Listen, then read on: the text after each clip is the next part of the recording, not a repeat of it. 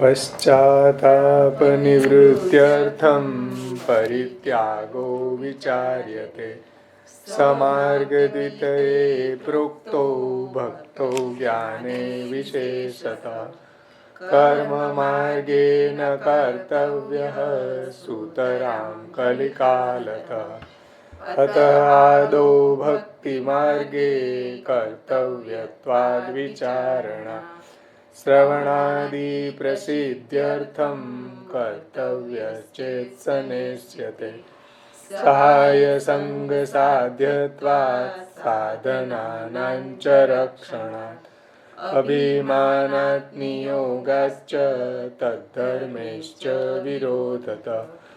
गृहादे बाधकत्वेन साधनार्थं तथा यदि अग्रेपि तादृशैरेव संगो भवति नान्यथा। स्वयं च विषयाक्रान्तः पाषण्डी स्यात् तु कालतः। विषयाक्रान्तदेहानां नावेशः सर्वदा हरे। अतोऽत्र साधने भक्तो नैव त्यागसुखावहः। विरहानुभवार्थं तु परित्यागः प्रशस्यते। स्वीयबन्धनिवृत्त्यर्थं वेषसोऽत्र न चान्यथा। कौण्डिन्यो गोपिकाः प्रोक्ता गुरवः साधनं च तत्। भावो भावनया सिद्धः साधनं नान्यदिश्यते। विकलत्वं तथा स्वास्थ्यं प्रकृतिः प्राकृतं नहि। ज्ञानं गुणश्च तस्येवं वर्तमानस्य बाधका। सत्यलोके स्थितिर्ज्ञानात् संन्यासेन विशेषिता। भावना साधनं यत्र फलं चापि तथा भवेत्। तादृशा सत्यलोकादो तिष्ठन्त्येव न संशयः। बहिश्चेत् प्रकटः स्वात्मा वानिवत् प्रविशेद्यदि। तदेव सकलो बन्धो नाशमेति न चान्यथा। गुणास्तु सङ्गराहित्यात् जीवनार्थं भवन्ति। भगवान् फलरूपत्वात् नात्र बाधकयिष्यते। स्वास्थ्यवाक्यं न कर्तव्यं दयालुर्न विरुध्यते। दुर्लभोऽयं परित्यागः प्रेम्णा सिद्ध्यति नान्यथा। ज्ञानमार्गे तु सन्न्यासो द्विविधोऽपि विचारितः। ज्ञानार्थम् उत्तराङ्गं च सिद्धिर्जन्म सते परम्। ज्ञानं च साधनापेक्षं यज्ञादि श्रवणान्मतम्। कलौ ससन्न्यासः पश्चात्तापाय नान्यथा। पाषण्डित्वं भवेत् चापि तस्मात् ज्ञानेन सन्न्यसेत्। सुतरां कलिदोषाणां प्रबलत्वादिति स्थितिः। भक्तिमार्गेऽपि चेद्दोषः तदा किं कार्यमुच्यते। अत्रारम्भेन नाशः स्यात् दृष्टान्तस्यप्यभावतः। स्वास्थ्यहेतो परित्यागात् बाधकेनास्य सम्भवेत्। हरिरत्र न शक्नोति कर्तुं बाधा कुतो परे। अन्यथा मातरो बालान्नस्तन्ये पुपुषु क्वचित्। ज्ञानिनाम् अपि वाक्येन न भक्तं मोहयिष्यति। आत्मप्रदः प्रियश्चापि किमर्थं मोहयिष्यति। तस्मादुक्तप्रकारेण परित्यागो विधीयताम्। अन्यथा दृश्यते स्वार्थात् इति मे निश्चिता मतिः। इति कृष्णप्रसादेन वल्लभेन विनिश्चितम्। संन्यासवर्णं भक्तो अन्यथा पतितो भवेत्। इति श्री वल्लभाचार्य विरचितं संन्यास निर्णय संपूर्ण। ગયા વખતે આપણે 13 શ્લોક સુધી અવગાહન કર્યું.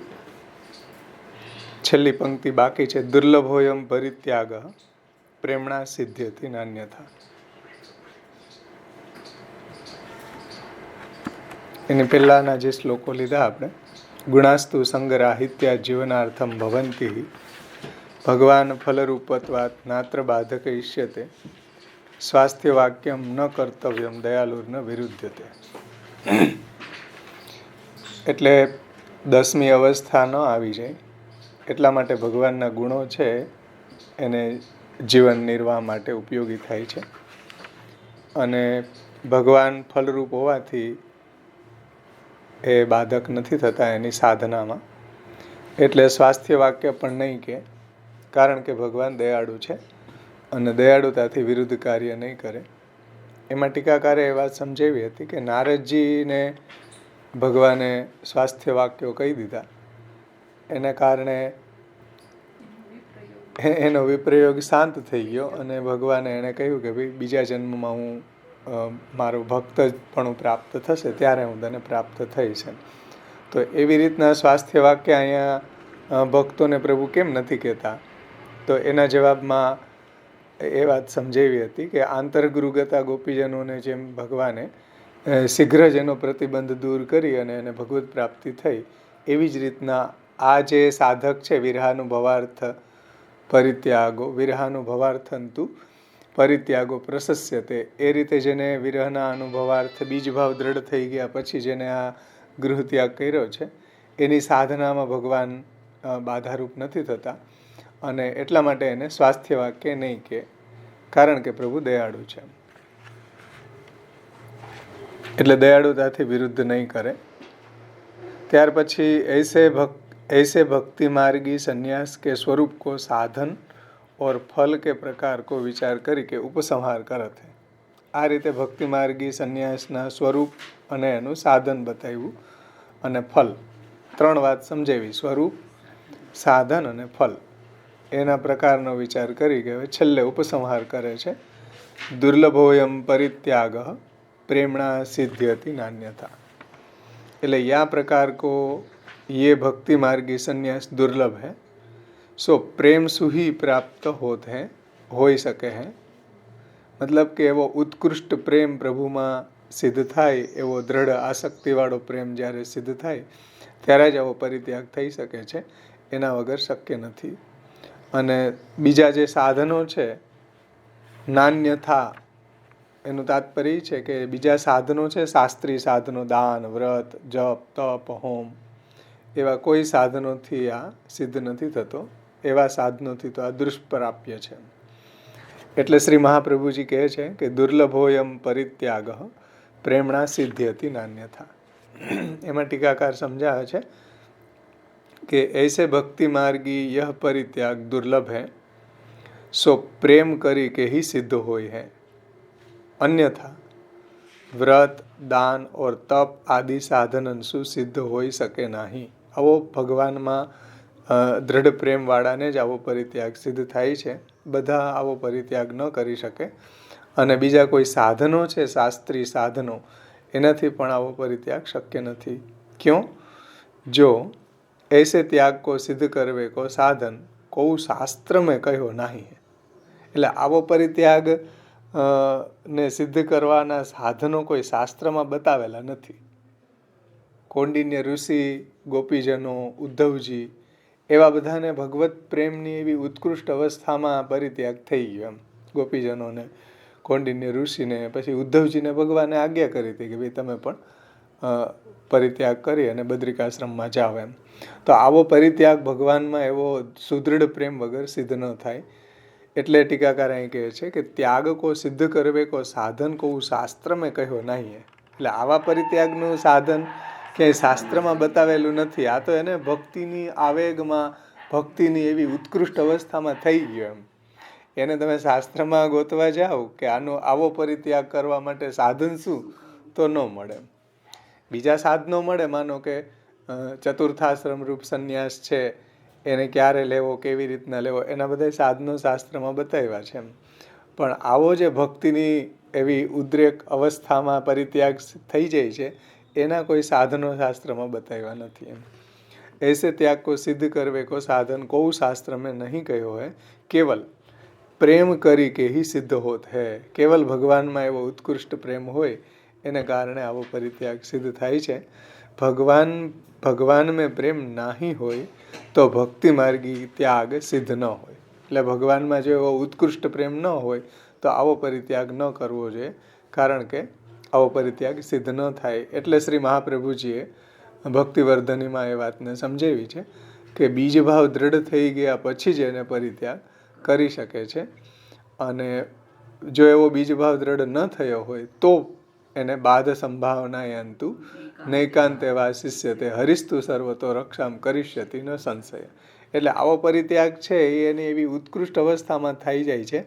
પણ એવો જે કથા પક્ષથી આગળ વધેલો છે જે સાધક, એને મહાપ્રભુજી આજ્ઞા પણ કરે છે, તાદૃશાપી સતતમ ગેહસ્થાનમ વિનાશકમ ત્યાગમ કૃત્વા યતે દ્યસ્તુ તદર્થાર્થૈક માનસ લભતે સુદૃઢામ ભક્તિ સર્વતોપ્યધિકામ પરમ. અને જે સેવા અને કથાથી જેનો બીજો ભાવ દ્રઢ થયો છે એને શ્રી મહાપ્રભુજી અનુજ્ઞા આપે છે, એટલે છૂટ આપે છે. ભાઈ કરવો હોય તો કરે, ન કરવો હોય તો ન કરે, એના માટે કોઈ પ્રોબ્લેમ નથી. તો આ રીતે આપણું આ ચેપ્ટર અહીંયા સંપન્ન થયું. દુર્લભોયમ પરિત્યાગ પ્રેમણા સિદ્ધ્યથી નાન્યતા. હવે આ વાતને આપણે ષોડશ ગ્રંથ પરિચયમાંથી જોવાની બાકી છે, તો એનું આપણે અવગાહન ષોડશ ગ્રંથ પરિચયમાંથી કરી લે. આમાં તમને કંઈ પ્રશ્ન હોય તો પૂછો, નહીંતર ષોડશ ગ્રંથમાંથી આપણે જોઈએ. એટલે આગળના શ્લોકમાં કીધું ને ઉદ્ધવજી નારદજીના વાક્ય પ્રસંગથી સમજાયું કે એને ફલમાં વિલંબ થયો અને આંતરગૃહગતા ગોપીજનોનાથી એને શીઘ્ર. હા, એટલે એને આંતરગૃહગતા ગોપીજનોનું દ્રષ્ટાંત એટલે આપ્યું કે એને વચ્ચે જે વિપ્રયોગ થયો એમાં ભગવાને કોઈ સ્વાસ્થ્ય વાક્ય ન કર્યું એમ, એને કારણે એને શીઘ્ર એનો દેહ છૂટી અને સીધી ભગવત પ્રાપ્તિ થઈ એમ. એટલે આંતરગૃહગતા ગોપીજનોનું એ દ્રષ્ટાંત આપ્યું છે કે નારદજી છે એને સ્વાસ્થ્ય વાક્ય કર્યું તો એને કારણે એની જે વિરહાવસ્થા હતી એ શાંત થઈ ગઈ એમ. और यहाँ तो आंतरगुरुगता की नाई विन को प्रतिबंध है, सो तत्काल निवृत्त करनो है. सो प्रतिबंध विरह के ताप के दुख सु और भीतर आविर्भाव भय के आलिंगन के सुख सु ही निवृत्त करनो है. એટલે આંતરગૃહગતા ગોપીજનો હતા એનો પ્રતિબંધને કઈ રીતે દૂર કર્યો? તો કે ભગવાનને જ્યારે વેણુવાદન કર્યું ત્યારે આંતરગૃહગતા ગોપીજનો ભગવાનને મળવા માટે નીકળવાની તૈયારી કરતા હતા, તો એના પતિઓએ રોકી દીધા. એટલે એ જઈ ન શક્યા. જઈ ન શકવાને કારણે એને ઉત્કટ વિરહ થયો હૃદયમાં. તો એના બધા પાપ હતા, પ્રતિબંધ હતા, એ બધા બળીને ભસ્મ થઈ ગયા. અને પછી અને પ્રભુનો આંતર સંયોગ થયો, એના આલિંગનથી જે બધા સત્કર્મો હતા એ બધા ખતમ થઈ ગયા. એટલે એનું જે બેલેન્સ હતું કર્મનું એ ખતમ થઈ ગયું. એને કારણે એનો દેહ ત્યાં પડી ગયો અને એ સીધા ભગવાનને પ્રાપ્ત થયા. એટલે કહે છે કે આલિંગન સુખ સુહી નિવૃત્ત ભય ક્યો જો વિनको ભાવ ઉત્કટ હે. આ આંતરગુરુગતા ગોપીજનોનો તાસુ અદ્રશ્ય રહીને, અને આને કંઈ કીધું નથી પણ એનો પ્રતિબંધ શીઘ્ર દૂર કરવો છે, એટલે એનો દેહ ત્યાં છૂટી જાય છે. તાસુ ऐसे भक्तन को वाक्य કહી કે સ્વસ્થતા કરે તો અંતર્ગુરુગતા કો જૈસે શીઘ્ર ફલ મિલ્યો તૈસે નાહી મિલે. એટલે શીઘ્ર ફલ નહીં બતાવવું છે કે ભાઈ આંતરગુરુગતા ગોપીજનોને તરત જ ભગવત પ્રાપ્તિ થઈ ગઈ, શીઘ્ર ફલ મળી ગયું, વિરહને કારણે દેહ છૂટી ગયો અને તરત ભગવાન મળી ગયા. એટલે એના ફલમાં વિલંબ ન થાય એટલા માટે ભગવાન વચ્ચે સ્વાસ્થ્ય વાક્ય નહીં કહે. નારદજીને ફલમાં વિલંબ થઈ ગયો, જન્માંતર થઈ ગયો સ્વાસ્થ્ય વાક્ય કહેવાને કારણે એમ. એટલે ભગવાને એને આકાશવાણી દ્વારા અદ્રશ્ય રહીને કીધું કે ભાઈ તમે હજી કસાયો પરિપક્વ નથી થયા, હજી અધ્યાસો છે, પણ એનું અંતઃકરણ શુદ્ધ હતું. એટલે પ્રભુએ એને એવી રીતના એક ઝલક, એક દર્શનની ઝલક આપી એમ. પછી એને ઉત્કટ વિરહ થયો તો ભગવાને આકાશ અદ્રશ્ય રહીને એવા વચનો કીધા કે ભાઈ આ જન્મમાં તો હવે તમારો ચાન્સ નહીં લાગે, આવતા જન્મમાં તમે મારો ભક્ત તરીકે પ્રગટ થશો ત્યારે તમને મારું દર્શન થશે એમ. તો એને કારણે એને શીઘ્ર ફલ ન મળ્યું એમ. એટલે ભગવાનને એને શીઘ્ર ફલ આપવું છે એટલે એ સ્વાસ્થ્ય વાક્યો નહીં કે એમ. કારણ કે પ્રભુ દયાળુ છે ને, દયાળુતાથી વિરુદ્ધ કાર્ય નહીં કરે. જેમ કોઈ ઓપરેશન કે આપણે કર્યું હોય તો પછી પેન કિલર ડૉક્ટર આપે, પછી એનો પાવર વયો જાય, પછી એને પાછો દુખાવાનું સ્ટાર્ટ થઈ જાય તો પાછું એ દવા માગે કે ભાઈ પાછી પેન કિલર આપો. હકીકતમાં પેન કિલર કોઈ દુખાવો બંધ નથી કરતી, પણ એની જે સેન્સેશન છે આપણે બ્રેન સુધી ન પહોંચવા દે, એટલે આપણને લાગે કે દુખતું નથી એમ. પણ ડૉક્ટર દયાળુ હોય છે કે તરત ડોઝ ન આપે, એની ટાઈમ પૂરો થાય ને પછી કે હવે લ્યો ત્યાં સુધી સહન કરો. હવે તમે પેન કિલર આમ ખાધા જ કરો ભોજનની જેમ દવા તો મરી જાય ને માણસ. એટલે ડૉક્ટર જાણે છે, દયાળુ છે, અને મારવો નથી, અને જીવાડવો છે, એટલે થોડુંક દુઃખ પણ વિરહ સહન કરો એમ કે. કારણ કે હમણાં હજી તમને પેન કિલર આપ્યું, હજી તરત તમને એ અડધી કલાકમાં આપી દઉં તો તમારી હાલત શું થાય? અડધી કલાકે પેન કિલર ખાવ 800 500 પાવરની, તો બિચારો પૂરું થઈ જાય ને, દવાથી જ મરી જાય માણસ. એટલે ડૉક્ટર દયાળુ છે, એમ શું કે ભાઈ થોડોક વિપ્રયોગ સહન કરો, એનો ટાઈમ થાય ને ત્યારે ફલ મળી જશે એમ. એવી રીતના અહીંયા પણ ભગવાને એને વચ્ચે સ્વાસ્થ્ય વાક્યો ન કીધા, કારણ કે પ્રભુ દયાળુ છે. અને સેવાના એંગલથી પણ આપણે જોયું હતું કે ભાઈ સેવા આપણે કરી રહ્યા છીએ તો વચ્ચે કંઈ ઠાકોરજી આપણને કોઈ સાનુભાવ ન જતાવે કે કોઈ એવા સ્વાસ્થ્ય વાક્યો ન કે એમાં આપણી ભલાઈ છે. ભલાઈ એ છે કે આપણને જો એવું કહી દે ઠાકોરજી તો આપણી જે ઉત્કૃષ્ટ સેવામાં જે ઉત્સુકતા છે એ ન રહે, પછી તો આપણને એકદમ અહંકાર આવી જાય, અથવા તો આપણે એવા બની જાય કે ઓહો હવે તો ઠાકોરજી આપણા કબજામાં છે ને, હવે તો આપણને સાનુભાવ જતાવા માંડ્યા, હવે આપણે પરમ ભગવતી થઈ ગયા.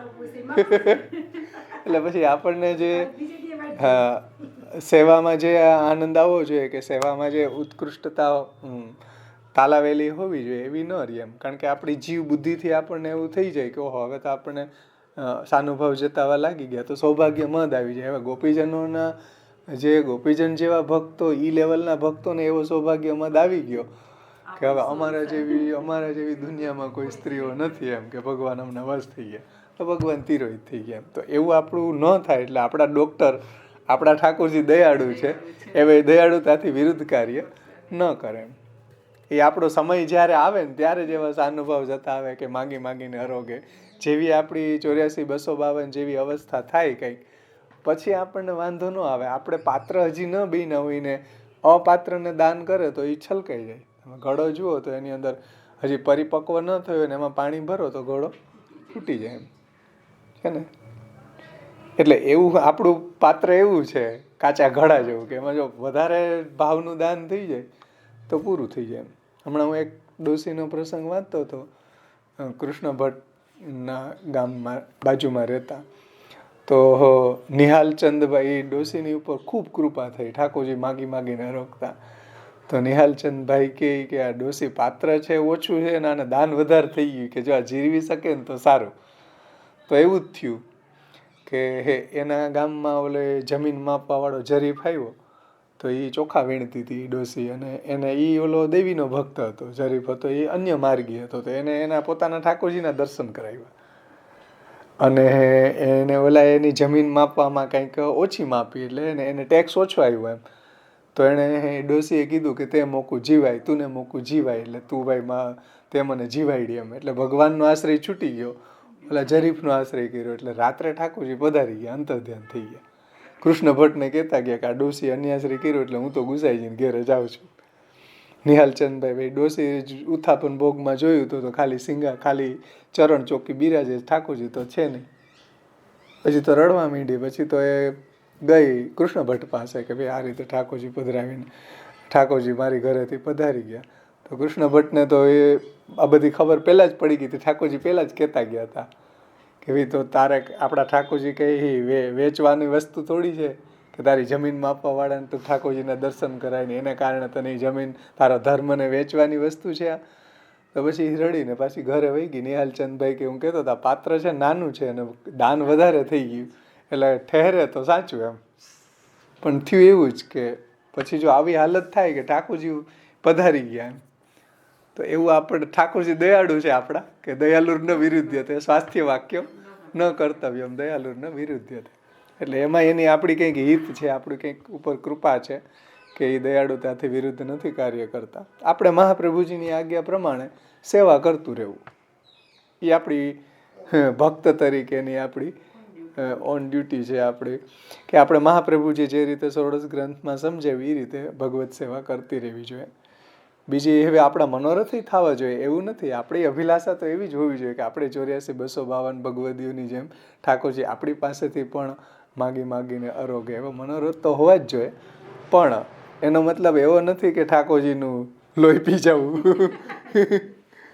કે હાલો 84-252 તો અનુભવ જતાવતા હતા, મને કેમ નથી જતાવતા. એ આપણી પાત્રતા, આપણે મોઢું ક્યાં અરીસામાં જોઈએ તો ખબર પડે કે આપણે એને લાયક છીએ કે નહીં, આપણા માંજના શું છે. મનોરથ જરૂર કરવા જોઈએ, ખૂબ કરવા જોઈએ, એમાંય વાંધો નથી.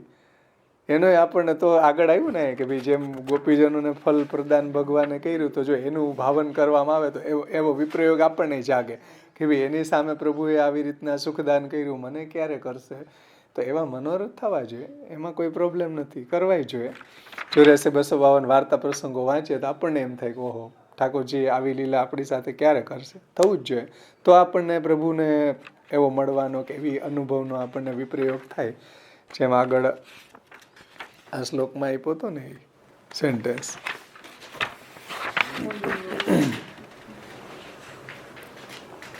ગુણાસ્તુ સંગરાહિત્યાત જીવનાર્થમ ભવંતી. એમાં જે બીજો પેરેગ્રાફ ટીકામાં આપણે પાછો બીજી વખત લીધો હતો ને, એમાં જો એ વાત આપી હતી કે ગોપીજનન શ્રી ગોપીજનન કે गोपी गीत में कही है कि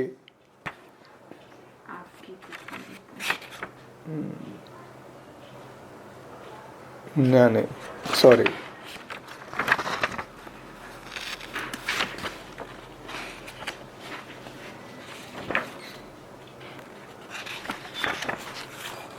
आया स्वीय बंधन निवृत्ति अर्थ वैसा शोत एनी उपरનું વિરહાનુભવાર્થંતુ પરિત્યાગો પ્રશસ્યતે. એમાં આ વાત આપી હતી ને કે हाँ 7મા શ્લોકમાં કે ऐसे त्याग में शुद्ध पुष्टि मार्गी भाव वारो होय सो ही अधिकारी है.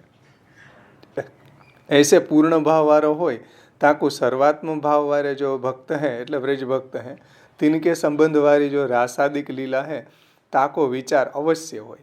ता करी के और ये लीला परम फल रूप है. ता करी के पूर्व कहे ऐसे भक्तन हूँ एतन मार्गी पनो हैवेशु ऐसो फल मिलवे की अत्यंत अभिलाषा होय परंतु या समय में वाके अभिलाषा पूर्ण होय नहीं और पूर्ण होयवे वारे को दर्शन हूँ होय नहीं तासु विरह अवश्य होय. आ बात આપણે જોઈ હતી ને કે ભાઈ એને પણ આવો જો અભિલાષા રાખે, આવો મનોરથ કરે તો એને પણ પ્રભુને મળવાની એવી વિપ્રયોગ થાય. ઓર ગૃહ મેં જો મનુષ્ય રહે એ આગળની વાત આવી. પણ આ રીતે મનોરથ અવશ્ય કરવા જોઈએ, પણ એનો જ્યારે સમય આવશે ત્યારે પ્રભુ જેવી કૃપા કરે છે. તો આ રીતે દુર્લભ હોય એમ પરિત્યાગ પ્રેમણા સિદ્ધ્યથી નાન્યથા. ત્યાર પછી ષોડશ ગ્રંથ પરિચયમાં આપણે જોવાનું બાકી છે. પેજ નંબર આમાં 159 છે, તમારું એમાં ગોતી લેજો. એમાં સત્યલોકે સ્થિતિર જ્ઞાનાત સંન્યાસે ને વિશેષિતા ત્યાંથી બાકી છે ને. પહેલો ને બીજો પેરામાં જ્ઞાન વૈરાગ્ય સંન્યાસ આદિ ત્યાંથી છે બાકી. મળ્યું બધાને? જ્ઞાન વૈરાગ્ય સંન્યાસ આદિ વિશેષતાઓને કારણે જેવી રીતના જ્ઞાનમાર્ગી સાધક સત્યલોકમાં અવસ્થિત થાય છે, એટલે જ્ઞાન અને વૈરાગ્ય અને સંન્યાસને સાધનો દ્વારા એને શું ફલ મળે? સત્યલોકમાં સ્થિતિ થાય છે. એવી જ રીતના ભક્તિમાર્ગી જીવ ભાવનાના બલ ઉપર એટલે ભાવો ભાવનયા સિદ્ધ સાધનમ નાન્ય દિશ્યતે અને ભાવના સાધનમ યત્ર ફલમ ચાપી તથા ભવેત. તેથી ભગવાન ભક્તિમાર્ગી જીવ ભાવનાના બલ ઉપર વ્યાપી વૈકુંઠમાં ચાલતી ભગવાનની નિત્ય વ્રજલીલાઓમાં અવસ્થિત થઈ શકે છે. તેથી પરમાત્મા વ્યાપક હોવાથી મથુરા નથી જઈ શકતો એ તો સર્વત્ર વિદ્યમાન છે. એવી જ્ઞાનમાર્ગી વાતોથી ભાવખંડન થવા ન દેવું જોઈએ. જે અહીંયા શ્લોકમાં આપ્યું ને કે જ્ઞાનીનામ અપી વાક્યેન ન ભક્તમ મોહયિષ્યતિ તાદૃશા સત્યલોકાદો તિષ્ઠ્યન્તિ એવ ન સંશય. એ તો આપણે જોઈ લીધું હતું ને 10મા શ્લોકથી. હા, સત્યલોકે સ્થિતિર્જ્ઞાનાત સંન્યાસેન વિશેષિતાત ભાવના સાધનમ યત્ર ફલમ ચાપી તથા ભવેત. એ વાતને સમજાવે છે કે જે ભક્તિ માર્ગની અંદર વિરહ અવસ્થામાં રહેલો છે એને એવા જ્ઞાન માર્ગી ગુણ અને જે જ્ઞાન માર્ગી જ્ઞાન એને બાધક થાય છે. એ પણ અહીંયા સાથે સાથે જણાવ્યું છે કે પરમાત્મા વ્યાપક હોવાથી મથુરા નથી જઈ શકતો. હવે આવું જ્ઞાન એને આપવામાં આવે જે વિરહાતુર છે. માનો કે વ્રજભક્તોને એમ કહેવામાં આવે કે પરમાત્મા તો વ્યાપક છે, એ થોડા મથુરા જાય. મથુરા પધારી ગયા, એની જે રથની અક્રૂરજીની રથની ધજા દેખાણી ત્યાં સુધી બધા ચિત્ર લીખી છે ઠાડી એ સ્તબ્ધ થઈને જોયા કર્યા, એની રજ ઉડી ત્યાં સુધી. એને હવે એમ થઈ ગયું કે પ્રભુ પાછા નહીં પધારે, એટલે એને વિપ્રયોગ થયો કે હવે પ્રભુ આપણી પાસે નથી. પણ એને જો એવું કહેવામાં આવે કે પ્રભુ તો વ્યાપક છે, એ થોડા મથુરા પધારે, તો એને જે ઉત્કટ વિપ્રયોગ થવો જોઈએ એ ન થાય. એટલા માટે જ્ઞાનમ ગુણાશ્ચ તસ્યવમ વર્તમાનસ્ય બાધકા.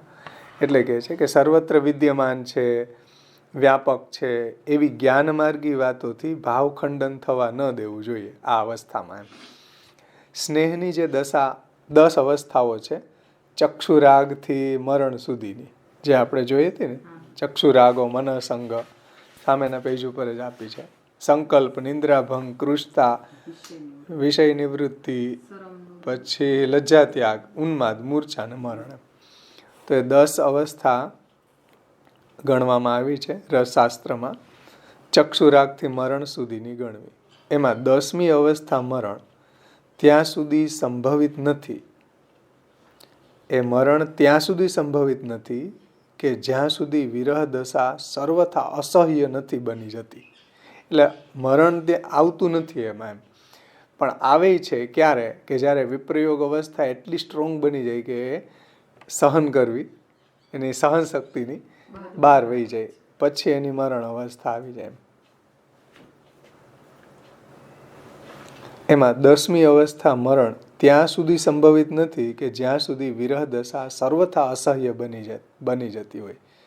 ગાઢ અનુરાગ તથા વિયોગના કારણે આસક્તિ ભ્રમ ન્યાયથી ભક્તના અંતરમાં ભગવાનની બધી લીલાઓ અનુભૂત થતી રહે છે.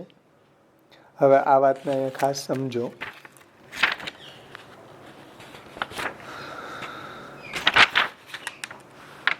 ભાવના સાધનમ યત્ર ફલમ ચાપી તથા ભવે બહિશ્ચેત તાદૃશા સત્યલોકાદો તિષ્ઠ્યન્ત્યૈવ ન સંશય બહિશ્ચેત પ્રકટસ્વાત્મા વહનિવત પ્રવિશેદ્યદિ તદેવ સકલો બંધો નાશમેતિ ન ચાન્યતા. એ બધી વાતને હવે અહીંયા સમજાવે છે. અને ગુણાસ્તુ સંગરાહિત્યા જીવનાર્થમ ભવંતી. હવે એની 10મી અવસ્થા કેમ નથી આવતી એને સમજાવે છે કે ભાઈ વિરહ દશામાં સર્વથા અસહ્ય બની જાય ત્યારે એની 10મી અવસ્થા આવે છે, પરંતુ ગાઢ અનુરાગ અને વિયોગના કારણે આસક્તિ ભ્રમ ન્યાયથી. આસક્તિ ભ્રમ ન્યાય એટલે કે જેની અંદર આસક્તિ આપણને એટલી થઈ ગઈ હોય તો આપણને એની બધી જગ્યાએ ભ્રાંતિ થવા લાગે. જેમ કોઈ માનો છોકરો ખોવાઈ ગયો હોય તો પછી એના જેવું કોઈ કપડું જુએ કે એના જેવો શર્ટ જુએ તો એને આસક્તિ ભ્રમ ન્યાયથી બધી જગ્યાએ એ દેખાવા લાગે. એને આસક્તિ ભ્રમ ન્યાય હકીકતમાં હોય નહીં, પણ એને એવી ભ્રાંતિ થવા લાગે. એ ભ્રાંતિ છે એ ખોટી ભ્રાંતિ છે. એની જે આસક્તિ છે એને કારણે એવી ભ્રાંતિ થાય, બધાને ન થાય. આસક્તિ ભ્રમ ન્યાય મતલબ આસક્તિના કારણે એવી ભ્રાંતિ થાય એમ. પણ એ ભ્રાંતિ લૌકિકમાં ખોટી છે, પણ અલૌકિકમાં એવી આસક્તિ ભ્રમ થતો હોય તો મહાપ્રભુજી કે સાચો છે. કારણ કે ભગવાનનું એવું સામર્થ્ય છે કે જ્યાં એ ભક્તને એવી આસક્તિ ભ્રમ થઈ રહ્યો છે ત્યાંથી ભગવાન પ્રગટ થવા સમર્થ છે.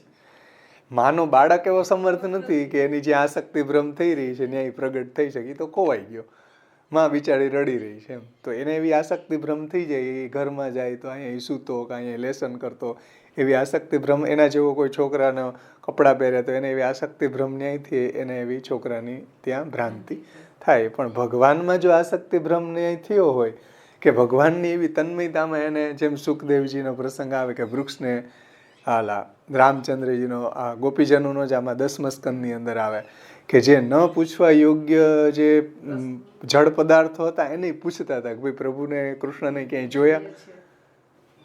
અનંત આ જે કૌંડિન્ય ઋષિ છે એનું એવું જ થયું હતું કે એ એવા પદાર્થોને અનંત ભગવાન વિશે પૂછતા હતા. ગોપીજનો હરણને પૂછે, વૃક્ષને પૂછે, પીપલને પૂછે, એ બધાને પૂછતી હતી કે ભાઈ પ્રભુને ક્યાંય જોયા. તો એ શું બતાવે? એનો આસક્તિ ભ્રમ ને ભાઈ કેને પૂછવું ને કેને ન પૂછવું એ ત્યારે એને અનુસંધાન નથી. આસક્તિ ભ્રમ એટલી કૃષ્ણમાં તન્મય થઈ ગયા છે કે એને આસક્તિ ભ્રમને કારણે એ બધાને પૂછી રહ્યા છે. તો આસક્તિ ભ્રમ ન્યાયથી ભક્તના અંતરમાં ભગવાનની બધી લીલાઓ અનુભૂત થતી રહે છે. એને કારણે શું થાય? એને હૃદયની અંદર પ્રભુની એવી લીલાઓ પ્રગટ થઈ જાય છે, જેને કારણે એની 10મી અવસ્થા ન આવે. આજે ભગવાનની લીલા અંદર પ્રગટ થઈ જાય એને કારણે 10મી અવસ્થા એટલે મરણ ન આવે, એટલે એને થોડું અંદરથી ભગવાનનો આંતર સંયોગ થતો રહે એમ લીલાનો. તો ક્યારેક આ લીલાઓ બહાર પણ પ્રગટ થઈ જાય છે, એટલે આ લીલાનું એને બહારે દર્શન થઈ જાય. જેમ હમણાં જ અત્યારે ધમાર આવે, યા ગોકુલ કે ચોહટે રંગ રાચી ગ્વાલ, મોહન ખેલે ફાગ, નયન સલો નરી રંગ રાચી ગ્વાલ. તો એમાં આસ્કરણજીની આ જ અવસ્થા છે. આસક્તિ ભ્રમ ન્યાયથી એને એવી ફિલિંગ થવા માંડી.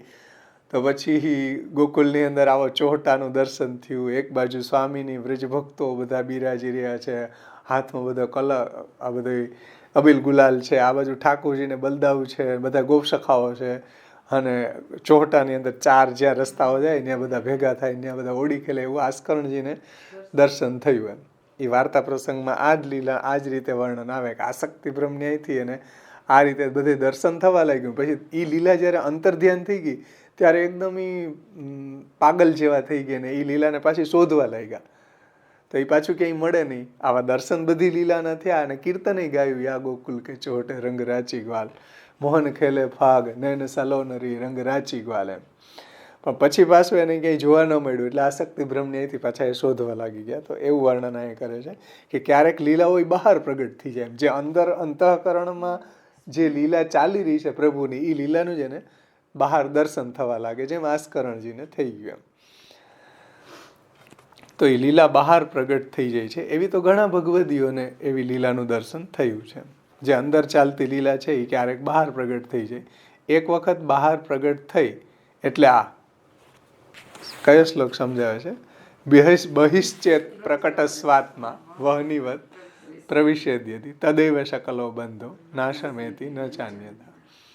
તો એ લીલાઓ બહાર પ્રગટ થઈ જાય એટલે ભગવાન બહાર પ્રગટ થઈ જાય. ભગવાનનું લીલા પરિકર બહાર એને દર્શન આપી દે અને પછી એમનું અપ્રકટ થવું, એટલે પછી લીલાનું દર્શન બંધ થવું, એ પછી ભક્ત માટે હવે અસહ્ય બની જાય. કે એ પછી આસ્કરણજીનો પ્રસંગ વાંચજો, આમાં બહુ આ જ એકદમ શું કહેવાય ચિત્રાત્મક વર્ણન. અહીંયા જે વર્ણન કર્યું ને એનું એકદમ ચિત્રાત્મક વર્ણન આસ્કરણજીના પ્રસંગમાં કર્યું કે એ ભક્તને માટે પછી પ્રાણ એમનું અપ્રગટ થવું એ લીલાનું એ ભક્તને માટે અસહ્ય બની જાય છે. એવું કદી થઈ જાય તો ભક્તને માટે પ્રાણ ધારણ અશક્ય બની જાય. એટલે પેલા દર્શન થયું અને પછી તિરોહિત થઈ લીલા, એટલે પછી હવે ભક્તને માટે પ્રાણ ધારણ કરવા એ બહુ અસહ્ય બની જાય છે. લાકડામાં અગ્નિ છુપી રીતે રહેલ હોય છે, પરંતુ એક વખત જો એ અગ્નિ પૂર્ણ રીતે પ્રગટ થઈ જાય તો એ બુઝાતા બુઝાતા પણ કાષ્ટને સંપૂર્ણ રીતે બાળીને એની રાખ બનાવી દે. એટલે તદૈવ સકલો બંધો નાસમેતી ન ચાન્યતા. આવી જ રીતે આ એક એક્ઝામ્પલ છે, ફોર એક્ઝામ્પલ. એના દ્વારા સમજાવવા શું માગે છે શ્રી મહાપ્રભુજી? એને આપશ્રી સમજાવે છે કે આવી જ રીતના સ્થાયી ભાવના રૂપમાં આપણા અંતરમાં છુપાયેલ પરમાનંદાત્મક શ્રી કૃષ્ણ જો આલંબન વિભાવના રૂપમાં એક વખત બહાર પ્રગટ થઈ ગયા અને પછી તિરોહિત થઈ જાય તો બધા દેહાદિકના બંધનો તૂટી જાય છે. એટલે સ્થાયી ભાવ એટલે કે ભક્તિનો સ્થાયી ભાવ, આપણા હૃદયમાં રહેલો પ્રભુ પ્રત્યેનો પ્રેમ, એ આપણો સ્થાયી ભાવ છે. એ ભગવાનનું સ્વરૂપ છે. પણ એ આપણા વિગાઢ ભાવને કારણે એ બહાર પ્રગટ થઈ ગયા અને બહાર પ્રગટ થઈ ગયા આલંબનના રૂપમાં. સમજો ધ્યાનથી, સ્થાયી ભાવ જ્યારે આલંબન વિભાવના રૂપમાં પ્રગટ થઈ જાય અને પછી જો તિરોહિત થાય તો પછી એના માટે 10મી અવસ્થા જ આવે. આ વાત ધ્યાનથી સમજો. રસશાસ્ત્રના એંગલથી સમજાવી કે સ્થાયી ભાવના રૂપમાં આપણા અંતરમાં છુપાયેલા પરમાનંદાત્મક શ્રી કૃષ્ણ, કારણ કે આપણે ત્યાં સ્થાયી ભાવ અને આલંબન બે કૃષ્ણ છે. આલંબન એટલે જેની સેવા કરીએ છીએ એ સાક્ષાત કૃષ્ણ છે, અને કૃષ્ણ પ્રત્યેની આપણી જે ભક્તિ છે એ કૃષ્ણનું સ્વરૂપ છે. એ કૃષ્ણે જ આપણા હૃદયમાં પ્રગટ કર્યું છે. તો એ સ્થાયી ભાવ આપણા હૃદયમાં રહેલો ભક્તિનો, મહાત્મી જ્ઞાનપૂર્વક સુદૃઢ સર્વતો અધિક સ્નેહ ભક્તિનો એ સ્થાયી ભાવ છે. એ કૃષ્ણનું સ્વરૂપ છે. પણ એ જો કૃષ્ણના રૂપમાં બહાર પ્રગટ થઈને પછી તિરોહિત થાય પછી એની 10મી અવસ્થા આવે, પછી જીવી ન શકે. અને એને જીવાડવા માટે પછી ગુણાસ્તુ સંગરાહિત્યા જીવનાર્થમ ભવંતી, એને ભગવાનના ગુણોથી પછી જીવતદાન મળે. તો એ વાતને સમજાવે છે કે જ્યારે સ્થાયી ભાવ આલંબનના રૂપમાં પ્રગટ થઈ જાય અને પછી આલંબન વિભાવના રૂપમાં એક વખત બહાર પ્રગટ થઈ જાય ને પછી તિરોહિત થઈ જાય તો બધા દેહાદિકના બંધન તૂટી જાય. દેહાદિકના બંધન તૂટી જાય મતલબ શું? દેહ છૂટી જાય. દેહાદિકના બંધન તૂટી જવાનો મતલબ શું? અહીંયા દેહ છૂટી જાય, પછી જીવી ન શકે એમ. 10મી અવસ્થા આવી જાય. 10મી અવસ્થામાં તો ઓમ પાછા ઈ જીવે તો ખરા જ ને ગુણગાન નહીં, 10મી અવસ્થા આવી જાય એને આવી રીતના થયું ને એને કારણે 10મી અવસ્થાનો મતલબ જ મૂર્છા ને મરણ. મૂર્છા 9મી છે, ઉન્માદ 8મી, મૂર્છા 9મી અને 10મી મરણ. પણ અહીંયા એવી ભગવાનને એની ન આવવા દે એમ, ત્યાં ગુણગાન કરવા લાગી જાય. જેમ ગોપીજનો હતા તો એની 10મી અવસ્થા ન આવી, કેમ? બધા મળીને પાછા ગુણગાન ગાવા માંડ્યા એમ.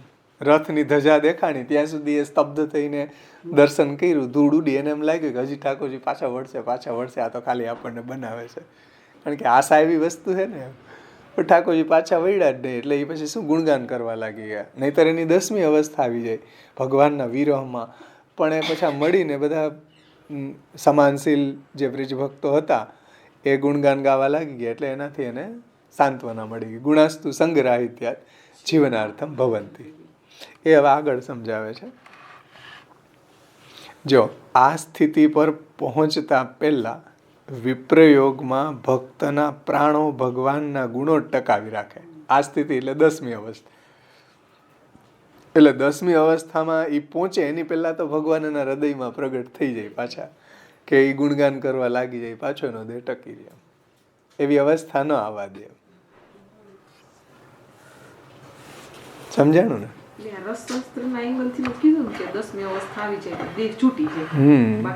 રસશાસ્ત્રમાં 10 અવસ્થાનું વર્ણન કર્યું છે કે જો આ રીતે સ્થાયી ભાવ છે એ આલંબનના રૂપમાં બહાર પ્રગટ થઈ ગયો અને બહાર પ્રગટ થઈને જો તિરોહિત થયું એટલે પછી જીવી ન શકે એમ. એને એક વખત જેમ કોઈ પહેલા પૈસા ન હોય તો એને પછી કંઈ બહુ વાંધો ન હોય, પણ પહેલા પૈસા ન હોય ને પછી કરોડ રૂપિયા મળે અને હાઈ જે કરોડપતિ થયો ને સવારે ચોરાઈ ગયા હોય પછી એના માટે બહુ દુઃખદાયક થઈ જાય.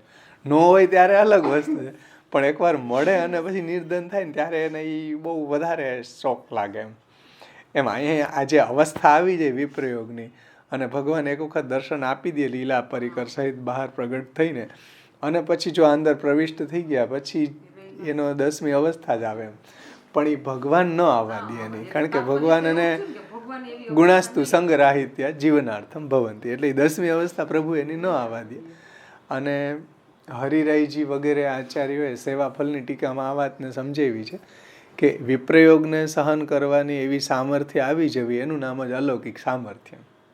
અલૌકિક સામર્થ્યનો અર્થ એણે એવો કર્યો કે ભાઈ ભગવાનના વિપ્રયોગને જીવી શકવો એનું નામ જ અલૌકિક. દેહ ન છૂટવો, 10મી અવસ્થા ન આવી, એ જ અલૌકિક સામર્થ્ય. એટલે ભાગવતજીની અંદર એવું વર્ણન સુખદેવજીએ નથી કર્યું, પણ આચાર્યોએ એમાં સમજાવ્યું છે કે જ્યારે ઠાકોરજી મથુરા પધારી ગયા ત્યારે કેટલા એવા ગોપીજનો હતા કે એના દેહ છૂટી ગયા, 10મી અવસ્થા આવી ગઈ. એનું વર્ણન સુખદેવજીએ ભાગવતમાં નથી કર્યું. શા માટે? શ્રી મહાપ્રભુજીની આ સમજાવે છે કે ભાઈ રસશાસ્ત્રની અંદર શ્રૃંગાર રસનું વર્ણન ચાલી રહ્યું છે અને આવું જો વર્ણન કરે તો રસાભાસ થઈ જાય, કરુણ રસ પ્રગટ થઈ જાય. શ્રૃંગાર રસમાં કરુણ રસ પ્રગટ થાય તો રસાભાસ થાય. એટલે સુખદેવજી એવું વર્ણન ન કર્યું, પણ ગોપીજનો ઠાકોરજીની ધજાનું, રથની ધજાનું દર્શન થયું ધૂળ ઉડી એ જોયા ત્યાં સુધી સ્તબ્ધ થઈને ચિત્ર લીખી છે ઠાડી. એ દર્શન કર્યા પછી એને એમ થયું કે હવે પ્રભુ નહીં પધારે, તો એ પછી પાછા આવીને બધા ગોપીજનો મળીને ભગવાનના ગુણો ગાવા લાગ્યા. એવી રીતના વર્ણન કર્યું. એટલે શું રસશાસ્ત્ર જળવાઈ રહ્યું કે પાછો વિપ્રયોગ રસ સ્ટાર્ટ થઈ ગયો, સંયોગ રસનો એપિસોડ પૂરો થયો. ઠાકોરજી જ્યાં સુધી ગોકુલમાં બિરાજતા હતા ત્યાં સુધી સંયોગ રસ હતો. ઠાકોરજી મથુરા પધારી ગયા તો એ દેશાંતર વિપ્રયોગ થયો. પહેલાં જે વિપ્રયોગ આવતા વનમાં ઠાકોરજી ગાયો ચરાવવા જતા, તો એ બધો વિપ્રયોગ છે એ દિવસે અમુક સમય પૂરતો હતો, કાલાંતર હતો. એમ કે ભાઈ સવારે ઠાકોરજી ગાયો ચરાવવા જાય તો ગોપીજનો સર્વે શ્યામ દિવસે સર્વે શ્યામાં મળી રસરૂપ તણો યશ ગાયેજી વાસર નિર્વાહ એમ કરે સખી સાયંકાલે પેખેજી. તો સાયંકાલે પાછું દર્શન થતું. તો એ એક સાયકલ ચાલતું હતું સંયોગ અને વિયોગનું. એમ એનાથી એની નિરોધાવસ્થા સિદ્ધ થઈ ગઈ. એમ પણ નિરોધાવસ્થા સિદ્ધ થઈ ગયા પછી હવે દેશાંતર વિપ્રયોગ થયો કે પ્રભુ પધારી ગયા, એટલે કેટલા ગોપીજનો એવા હતા કે એનો 10મી અવસ્થા આવી ગઈ. સુખદેવજીએ ભાગવતમાં વર્ણન ન કર્યું. શા માટે? રસશાસ્ત્રના એંગલથી ત્યાં રસાભાસ થાય.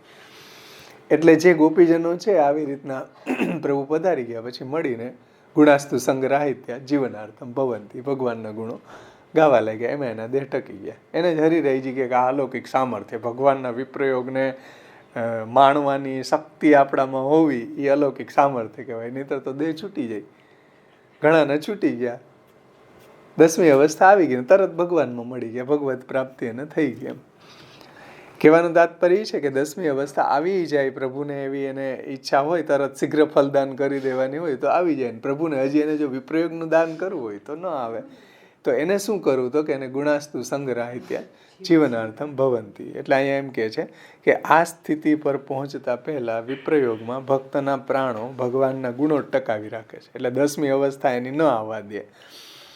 ભગવાનના ભક્તિમાર્ગી ગુણોની સ્મૃતિ અથવા તો કીર્તનમાં ભક્તને જે એક સરખો ચાલુ રીતે સંતોષ મળતો રહે છે, એને લીધે ભક્તના પ્રાણ પોતાના પ્રાણપ્રિય પ્રભુના સંગ વિનાની અવસ્થામાં પણ ટકી રહેતા હોય છે. કે એની યાદ કરીને એના ગુણો ગાઈને એનું સ્મરણ કરીને એના દેહ ટકી રહે. એમ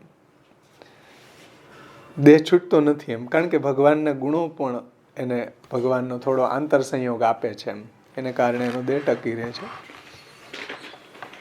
આવાતી ગુણાસ્તુ સંગ્રાહિત્યા જીવનાર્થમ ભવંતી.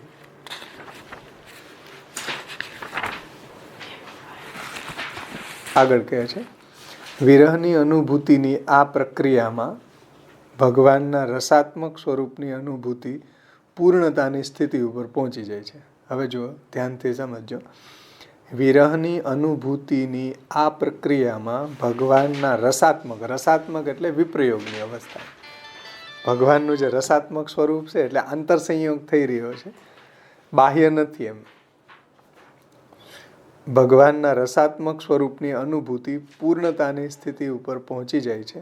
એનું કારણ એ છે કે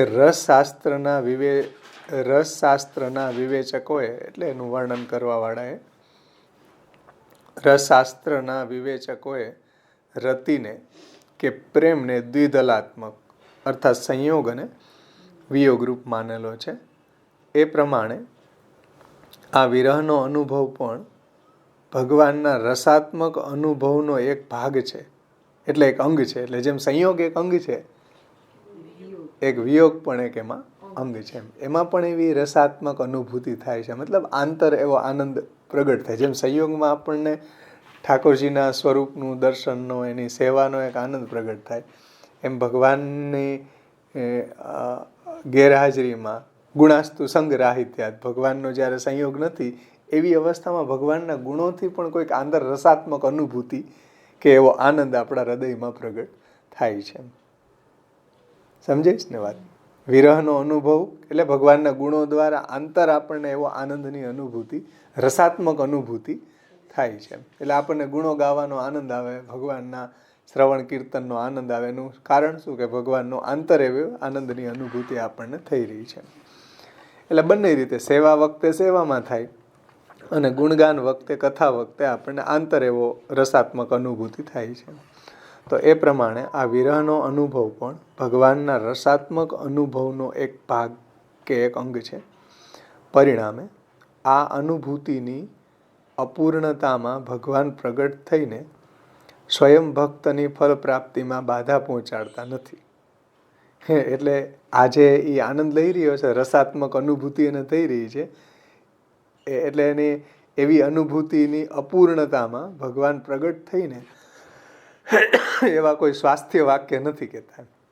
સ્વાસ્થ્ય વાક્યમ ન કર્તવ્યમ દયાલુર વિરુદ્ધ, જેમ નારદજીને કહી દીધા એવા સ્વાસ્થ્ય વાક્યો અહીંયા નથી કહેતા. શા માટે? એમાં ડિસ્ટર્બ નથી કરતા, એની રસાત્મક અનુભૂતિમાં ભગવાન વચ્ચે એને ડિસ્ટર્બ નથી કરતા, કારણ કે પ્રભુ દયાળુ છે. એ દયાળુતાથી વિરુદ્ધ કાર્ય નહીં કરે. એટલે કહે છે કે પરિણામે આ અનુભૂતિની અપૂર્ણતામાં, મતલબ ભક્ત જ્યારે આ અનુભૂતિ કરી રહ્યો છે વિપ્રયોગની પ્રભુના, એમાં ભગવાન પ્રગટ થઈને સ્વયં ભક્તની ફલ પ્રાપ્તિમાં બાધા પહોંચાડતા નથી, કારણ કે પ્રભુ દયાળુ છે. વચ્ચે એને કોઈ એવા સ્વાસ્થ્ય વાક્ય નહીં કહે. અહીં એક એવી શંકા ઊભી થઈ શકે છે કે પછી ઉદ્ધવજી દ્વારા સ્વયં ભગવાને જ્ઞાનમાર્ગી સંદેશ ગોપિકાઓને વિરહ વેદનામાંથી સ્વસ્થ કે શાંત કરવા માટે શા માટે મોકલ્યા? તો ભગવાન જો સ્વાસ્થ્ય વાક્ય નથી કહેતા તો પછી ઉદ્ધવજી દ્વારા કેમ સંદેશો મોકલ્યો? એ સ્વાસ્થ્ય વાક્ય જ હતા. ગોપીજનો જ્યારે પ્રભુ મથુરા પધારી ગયા ત્યારે ગોપીજનોને ઉત્કટ વિરહ થયો. ઉત્કટ વિરહ થયો ને અહીંયા એમ કીધું કે એની આ અનુભૂતિને અપૂર્ણતામાં ભગવાન પ્રગટ થઈને સ્વયં ભક્તની ફલ પ્રાપ્તિમાં બાધા નથી પહોંચાડતા. મતલબ કે દર્શન આપીને કે એવા સ્વાસ્થ્ય વાક્ય કહીને એને બાધા નથી પહોંચાડતા એની રસાત્મક અનુભૂતિમાં. તો શંકા એ થાય કે ભાઈ તો ઉદ્ધવજી દ્વારા સ્વાસ્થ્ય વાક્યો કેમ કેવડાવ્યા? ઉદ્ધવજીને મોકલીને વ્રજના ગોપીજનોને એના વિરહને શાંત કરવા માટે એવા જ્ઞાનનો સંદેશો ભેજ્યો ને એમ. પછી હા, એટલે એવી શંકા થઈ કે તો ગોપીજનો વિરહમાં હતા ત્યારે ભગવાને કેમ સંદેશો મોકલ્યો એમ સ્વાસ્થ્ય વાક્યનો? તમે તો અહીંયા એમ કહ્યું કે ભગવાન એની રસાત્મક અનુભૂતિમાં ડિસ્ટર્બ નહીં કરે એમ. તો શંકા થઈ એવી કે તો પછી ઉદ્ધવજી દ્વારા સ્વયં ભગવાને જ્ઞાનમાર્ગી સંદેશ ગોપિકાઓને વિરહ વેદનામાંથી સ્વસ્થ કે શાંત કરવા શા માટે મોકલ્યો? એની વિરહ અવસ્થા જે હતી એને શાંત ન કરવી જોઈએ ને, એને તો વધારવા, જેમ વધે એમ એનું ફલ નજીક, જેટલી વિરહની ઇન્ટેન્સિટી વધી એટલું એને ફલ નજીક પ્રાપ્ત થઈ જાય, કે એની જે રસાત્મક અનુભૂતિ છે એને વિશેષ થાય. તો ભગવાને કેમ એવા સ્વાસ્થ્ય વાક્યો કીધા? તો એનો ઉત્તર એ છે કે ભગવાનને એ ખબર હતી કે ઉદ્ધવજીના જ્ઞાનનો રંગ ગોપિકાઓની ઉપર નહીં ચડે, ઉલટાનો ઉદ્ધવજીની ઉપર જ ગોપિકાઓના પ્રેમનો રંગ ચડી જશે. એટલે ભગવાન જાણતા હતા કે આ સ્વાસ્થ્ય વાક્યો એ નહીં સ્વીકારે. આગળ આવ્યું ને કે સ્વાસ્થ્ય વાક્યમ ન કર્તવ્યમ દયાલુર ન વિરુદ્ધતે જ્ઞાનમ ગુણાશ્ચ તસ્યવમ વર્તમાનસ્ય બાધકાય. એટલે એવા જ્ઞાન અને એવા ગુણો ઉદ્ધવજીએ છાંટ્યા ત્યાં જઈને, તો ગોપીજનો એને ન સ્વીકાર્યા કે ઓહો આત્મત્વાદ ભવતી નામ વિયોગો મેં નહીં સર્વાત્મના ક્વચિત. ત્યાં જઈને એવું વાક્ય કીધું, મારો વિયોગ તમને હોય જ નહીં, હું તો સર્વ જગ્યાએ છું, તમારો આત્મા છું. ભવતી નામ વિયોગો મેં નહીં સર્વાત્મના ક્વચિત. આત્મત્વાદ ભક્ત વશ્યત્વાદ સત્ય વાક્ત્વાદ, હું તો સત્ય વાક બોલવા વાળો છું, ભક્તોને વશ છું એમ. આત્મા, હું તો તમારી જ આત્મા છું એમ. બધી જગ્યાએ કણ કણમાં બિરાજે છું. તો આવો મેસેજ મોકલો તો ગોપીજનો અમારે નથી સાંભળવો ભાઈ આવો. એટલે આવા સ્વાસ્થ્ય વાક્યો અમારે ન જોઈએ એમ. એટલે ઉદ્ધવ અને ભગવાનને આ રહસ્યની ખબર હતી કે ઉદ્ધવજીનું જ્ઞાન એની ઉપર નહીં ચડે, ભક્તોનો પ્રેમ આની ઉપર ચડી જશે, ઉદ્ધવજી ઉપર. એટલે ભગવાન આ રહસ્ય જાણતા હતા, એટલે એને મોકલ્યું. અને ભગવાનને ઉદ્ધવજીને પણ એવું જ્ઞાન અપાવું હતું કે ભાઈ ઉદ્ધવજીને એવું હતું કે હું આગળ બહુ મોટો જ્ઞાની છું, અને હતા પણ એવું નથી. ભગવાન એમ કહેતો હોય કે મારાથી અણુ માત્ર પણ ન્યૂન ઉદ્ધવજી નથી. ઉદ્ધવજી મારાથી અણુ માત્ર પણ ન્યૂન નથી, એવું ભગવાન ઉદ્ધવજી માટે કહેતા હોય. તો ભગવાન એવા ઉદ્ધવજી એવા જ્ઞાની પણ હતા, અને એને એમ હતું કે હું વરિજ ભક્તોને હમણાં સમજાવી દઉં, જ્ઞાની છું એટલે તને હમણાં સમજાવી દઉં. અને ભગવાનને એમ કરાવું. ભગવાનની ઈચ્છા એવી હતી કે ઉદ્ધવજી છે એને જ્ઞાનને જોયું છે, જ્ઞાનીને જોયા છે એમ, પણ પ્રેમીને નથી જોયા, તો એને પ્રેમી કેવા હોય એની થોડીક ઝલક બતાડે છે. જ્ઞાનીઓ તો ઘણા ઉદ્ધવજી જોયા, પોતે એવા છે, પણ પ્રેમી જે કૃષ્ણને રેલિસ કરી શકે ને એ કેમ રેલિસ કરે છે એ થોડુંક એને બતાવું હતું ભગવાનને, એટલે ઉદ્ધવજીને મોકલા. નહીંતર બીજા હતા ઘણા અક્રૂરજી હતા, બીજા ઘણા સંબંધીઓ હતા ભગવાનના ફ્રેન્ડ ઘણા બધા, એને ન મોકલા. ઉદ્ધવજી એકદમ નજીકના ફ્રેન્ડ હતા, જેમ મહાપ્રભુજીને દામોદરદાસ હરસાનીજી, એવી રીતના ઉદ્ધવજીનો અને ભગવાનનો સંબંધ હતો, જેમ અર્જુનજી ને ભગવાન. એમ તો ઉદ્ધવજીને મોકલા, અને ભગવાન એ જાણતા હતા કે ઉદ્ધવજીના જ્ઞાનનો રંગ વ્રજભક્તો ઉપર નહીં ચડે, પણ વ્રજભક્તોના પ્રેમનો રંગ ઉદ્ધવજી ઉપર ચડશે. એટલે ત્યાં આવા સ્વાસ્થ્ય વાક્યો એને કીધા ત્યાં જઈને કે ભવતી નામ વિયોગો મેં નહીં સર્વાત્મના કચિત, આત્મત્વાદ, ભક્ત વશ્યત્વાદ, સત્ય વાક્તવાદ, બધી જગ્યાએ અણુ અણુમાં છું, એવો બધો મેસેજ આપ્યો ત્યાં. પણ એ જે વિપ્રયોગ અવસ્થા હતી એમાં એને એ સ્વાસ્થ્ય વાક્યો ન સ્વીકાર્યા. ઉલટાના ઉદ્ધવજીને આવા ગોપીજનોના પ્રેમનો રંગ ચડી ગયો, એટલે એને ગોપીજનોની સ્તુતિ કરી કે વંદે નંદ બ્રજસ્ત્રીણામ પાદ રેણુમાં ભિક્ષણશ યાસામ હરિકથોદગીતમ પુનાતિ ભુવનત્રે. આ વ્રજની જે ગોપિકાઓ છે એની ચરણની રજને હું વંદન કરું છું, એક રેણુને હું વંદન કરું છું. શા માટે? કે એના જે યશોગાન છે, એનો જે ભગવાનમાં પ્રેમ છે એનાથી ત્રણેય લોક પાવન થઈ જાય છે. એવા ગોપીજનોને ચરણની રજને હું વંદું છું. તો ગોપીજનોની પ્રેમનો રંગ એની ઉપર ચડી ગયો કે આ વ્રજ ભક્તોને ધન્ય છે. ઔષધિ ગુલ્મલતા, મને પ્રભુ અહીંયા કોઈ એક ઔષધિ બનાવી દે, કોઈ ગુલ્મલતા બનાવી દે કે કોઈ ઘાસ બનાવી દે તો ગોપીજનોના ચરણની રજ મારી ઉપર પડે. તો એવું કેમ એને આવો ભાવ કેમ સ્ફીરો? એને ખબર પડી ગઈ કે આપણું જ્ઞાન આની સામે બહુ ટૂંકું છે, બુઠ્ઠું થઈ ગયું સાવ. જેમ કોઈ ગ્રેનાઇટ ઉપર તલવારનો વાર કરો તો એ બુઠ્ઠી થઈ જાય, એમ આપણું જ્ઞાન અહીંયા કાંઈ ચાલે એવું નથી. એટલે આ જે શંકા હતી ને કે ભાઈ તો ભગવાને કેમ સ્વાસ્થ્ય વાક્યો કીધા ગોપીજનો, તો કે ભગવાન જાણતા હતા કે સ્વાસ્થ્ય વાક્ય નહીં લાગે ને ઉદ્ધવજીને એના પ્રેમના વાક્યો ચડી જશે એમ, પણ ઉદ્ધવજીના જ્ઞાનના વાક્યો એને સ્વસ્થ નહીં કરી શકે એમ. તો એ વાત અહીંયા આપણે સમજાવી કે ભગવાનને એ ખબર હતી કે ઉદ્ધવજીના જ્ઞાનનો રંગ ગોપિકાની ઉપર નહીં ચડે, ઉલટાનો ઉદ્ધવજીની ઉપર જ ગોપિકાઓના પ્રેમનો રંગ ચડી જશે. આ જ કારણને લીધે ભગવાનના સંદેશનો એટલે કે સ્વાસ્થ્ય વાક્યનો ગોપિકાઓએ સ્વીકાર ન કર્યો. એટલે ગોપીજનોએ એના સ્વાસ્થ્ય વાક્યનો સ્વીકાર ન કર્યો. ઉધો યોગ શીખાવનાયો એવા કીર્તનો બહુ સુરદાસજીના છે. એ ઊંધો યોગ શીખાવનાયો, થોડુંક એવી કહી દે, ઊંધો નહીં પણ થોડુંક ઉપર મીંડું, ઊંધો યોગ શીખાવનાયો. તો કયો ઠાકોરજી જ્યારે અહીં બિરાતા ત્યાં કેમ યોગ ન શીખવાડ્યો? હવે અત્યારે યોગ શીખવાડવા મોકલે છે. ઊંધો યોગ શીખાવાના, ઊંધો યોગ શીખાવાના. તો એ સ્વાસ્થ્ય વાક્ય એને ન સ્વીકાર્યા. ભાગવતના શ્લોક દ્વારા કીધું કે તમે સાક્ષાત પ્રભુ છો. ભાગવતના શ્લોક અમને તો સાક્ષાત હાજર જોઈએ એમ, તો જ અમે બ્રહ્મવાદી, નહીતર તો શૂન્યવાદી ગુસાય છે.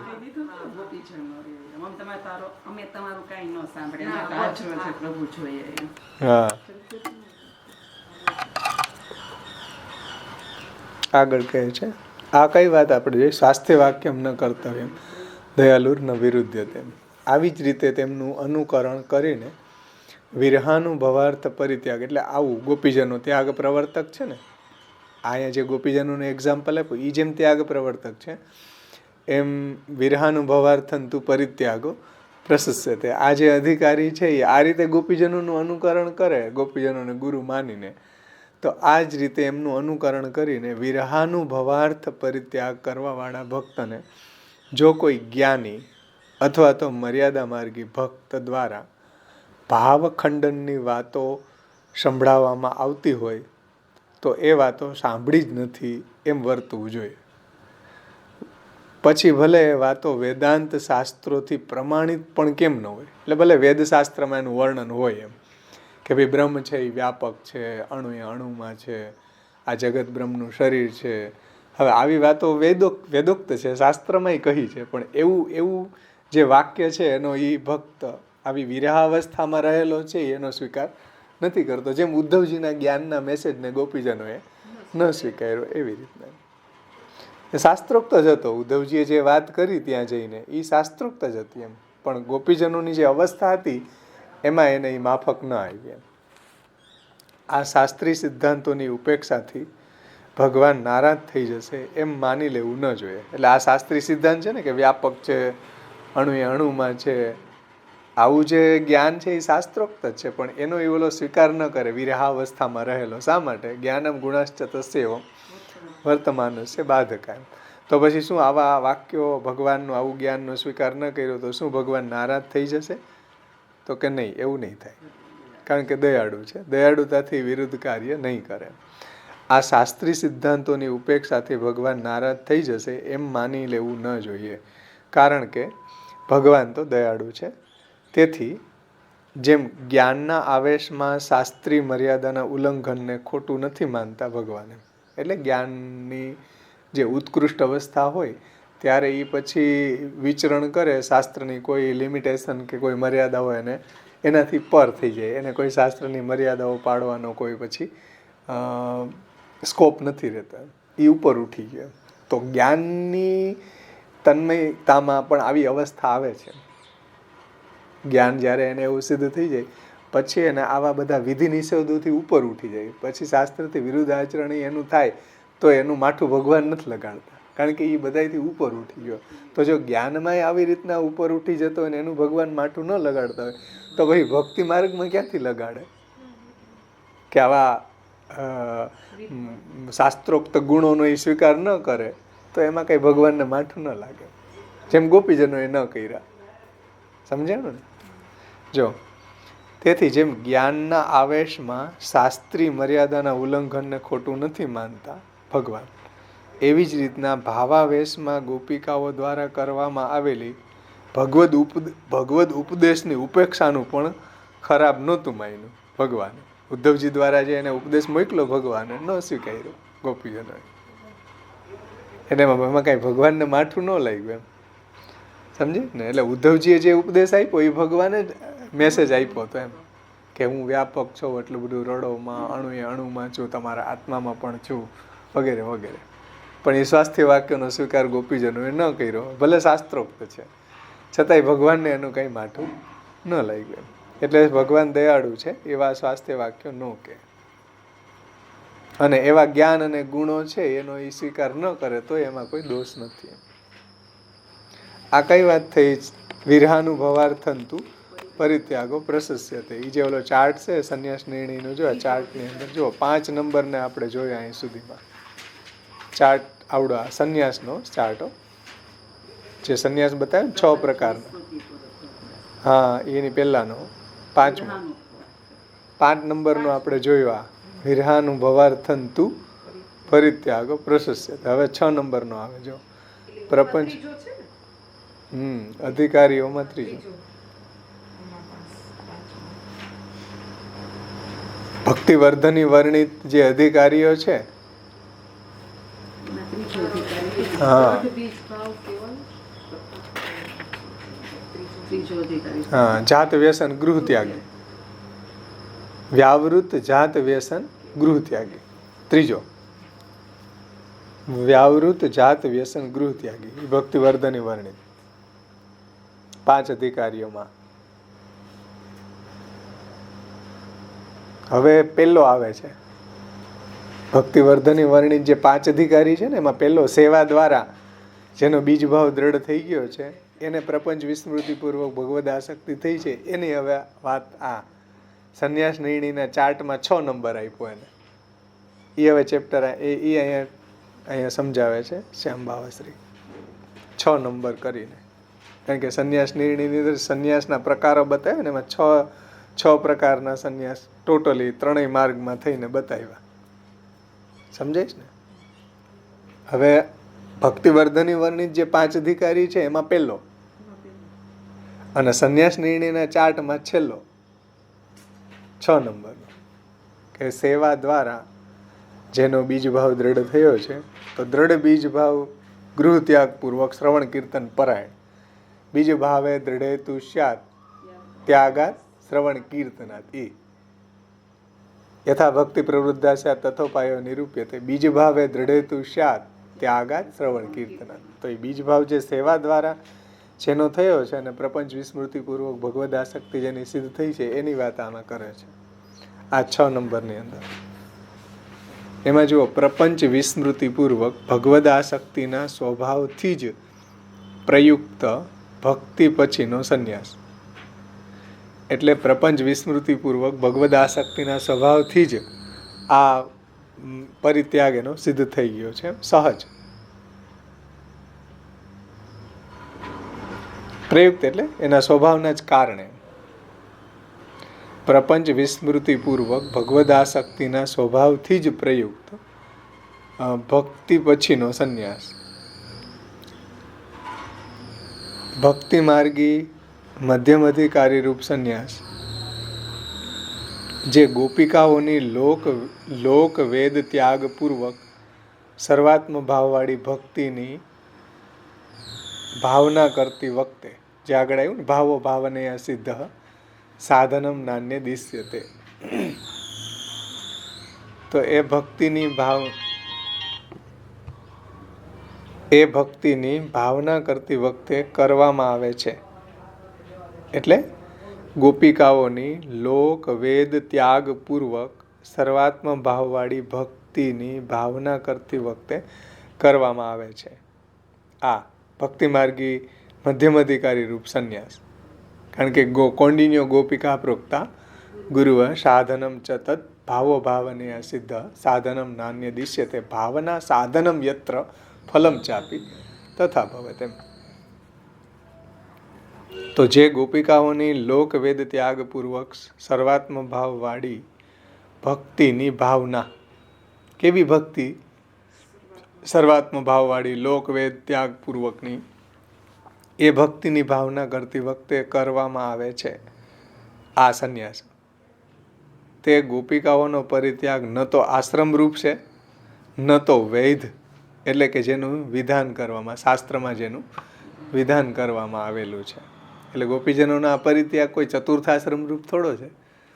સ્ત્રીઓને એવું એલાવે નથી. એમ ચતુર્થાશ્રમ રૂપ સંન્યાસ કોઈ આશ્રમ રૂપ નથી. આ બીજું કોઈ વૈધ નથી. વૈધ એટલે એનું શાસ્ત્રમાં કોઈ આવું વિધાન કરેલું નથી. આ તો ભક્તિની મસ્ત અવસ્થામાં તન્મયતામાં થઈ ગયો ત્યાગ છે ગોપીજનોનો. ન તો વૈધ છે એટલે કે જેનું વિધાન કરવામાં આવેલું હોય એવો છે. ચતુર્થાશ્રમ રૂપ સંન્યાસ ફક્ત બ્રાહ્મણ પુરુષોને માટે જ કહેલો છે, સ્ત્રી માટે નહીં. બ્રાહ્મણની સ્ત્રી ન લઈ શકે. બ્રાહ્મણ 3 આશ્રમોમાં પસાર થઈને 4થા આશ્રમમાં પહોંચે ત્યારે એ સંન્યાસ લઈ શકે. સ્ત્રી પણ ન લઈ શકે, વૈશ્ય પણ ન લઈ શકે, ક્ષત્રિય પણ ન લઈ શકે. બ્રાહ્મણ જ લઈ શકે આવો સંન્યાસ.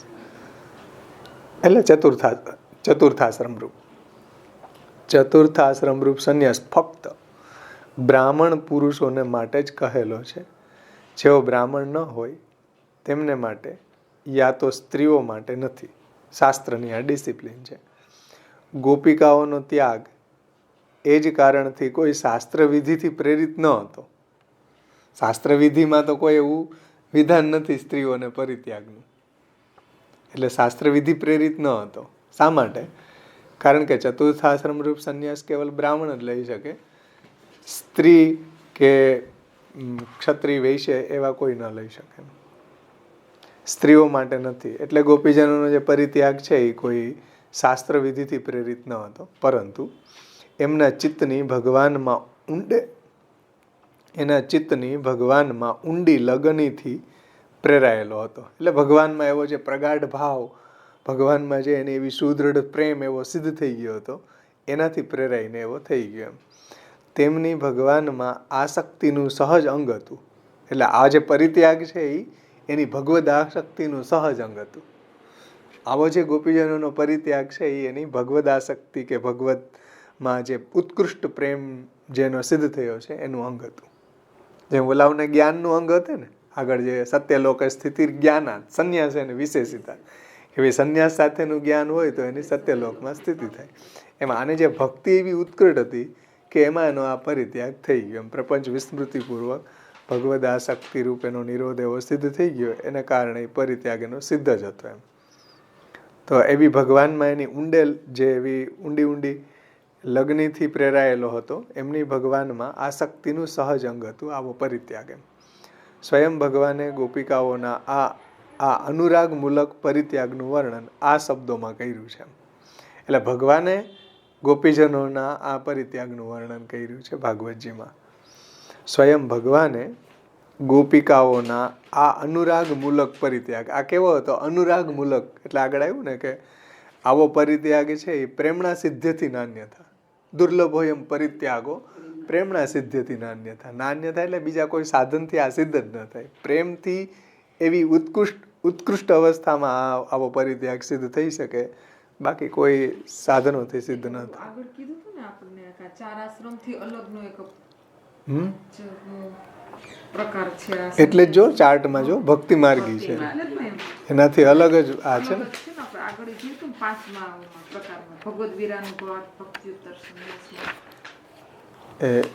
એના પછીનો 6થો છે ભક્તિયુત્તરમાં. જો ભક્તિયુત્તરમાં 6 નંબર બતાવ્યા ને, આ ભક્તિ માર્ગી પરિત્યાગ છે. એમાં ભક્તિ અર્થ અને ભક્તિયુત્તર. તો એમાં ભક્તિયુત્તરમાં જો પ્રપંચ વિસ્મૃતિપૂર્વક ભગવદ આસક્તિ સ્વભાવ સિદ્ધ જ છે એને આવો પરિત્યાગ. એટલે ભગવદ આસક્તિને કારણે આવો પરિત્યાગ એને થઈ જાય છે. એટલે આપણે આગળ 155 પેજ ઉપર જોયું તો ઈ જ થઈ ને ટૂંકમાં. એમ કયો 155 પેજ ઉપર આપણે ના જોયું ચતુર્થ આશ્રમ રૂપ સંન્યાસથી ભિન્ન એક પરિત્યાગ. ઈ રીતે શું કહેવાય કે આજ્ઞા સ્પષ્ટ એમાંય ભાગવતના 156 ઉપર આપ્યું. જો અહીં ચતુર્થ આશ્રમ રૂપ સંન્યાસથી ભિન્ન એક પરિત્યાગની આજ્ઞા અહીં જોવા મળે છે.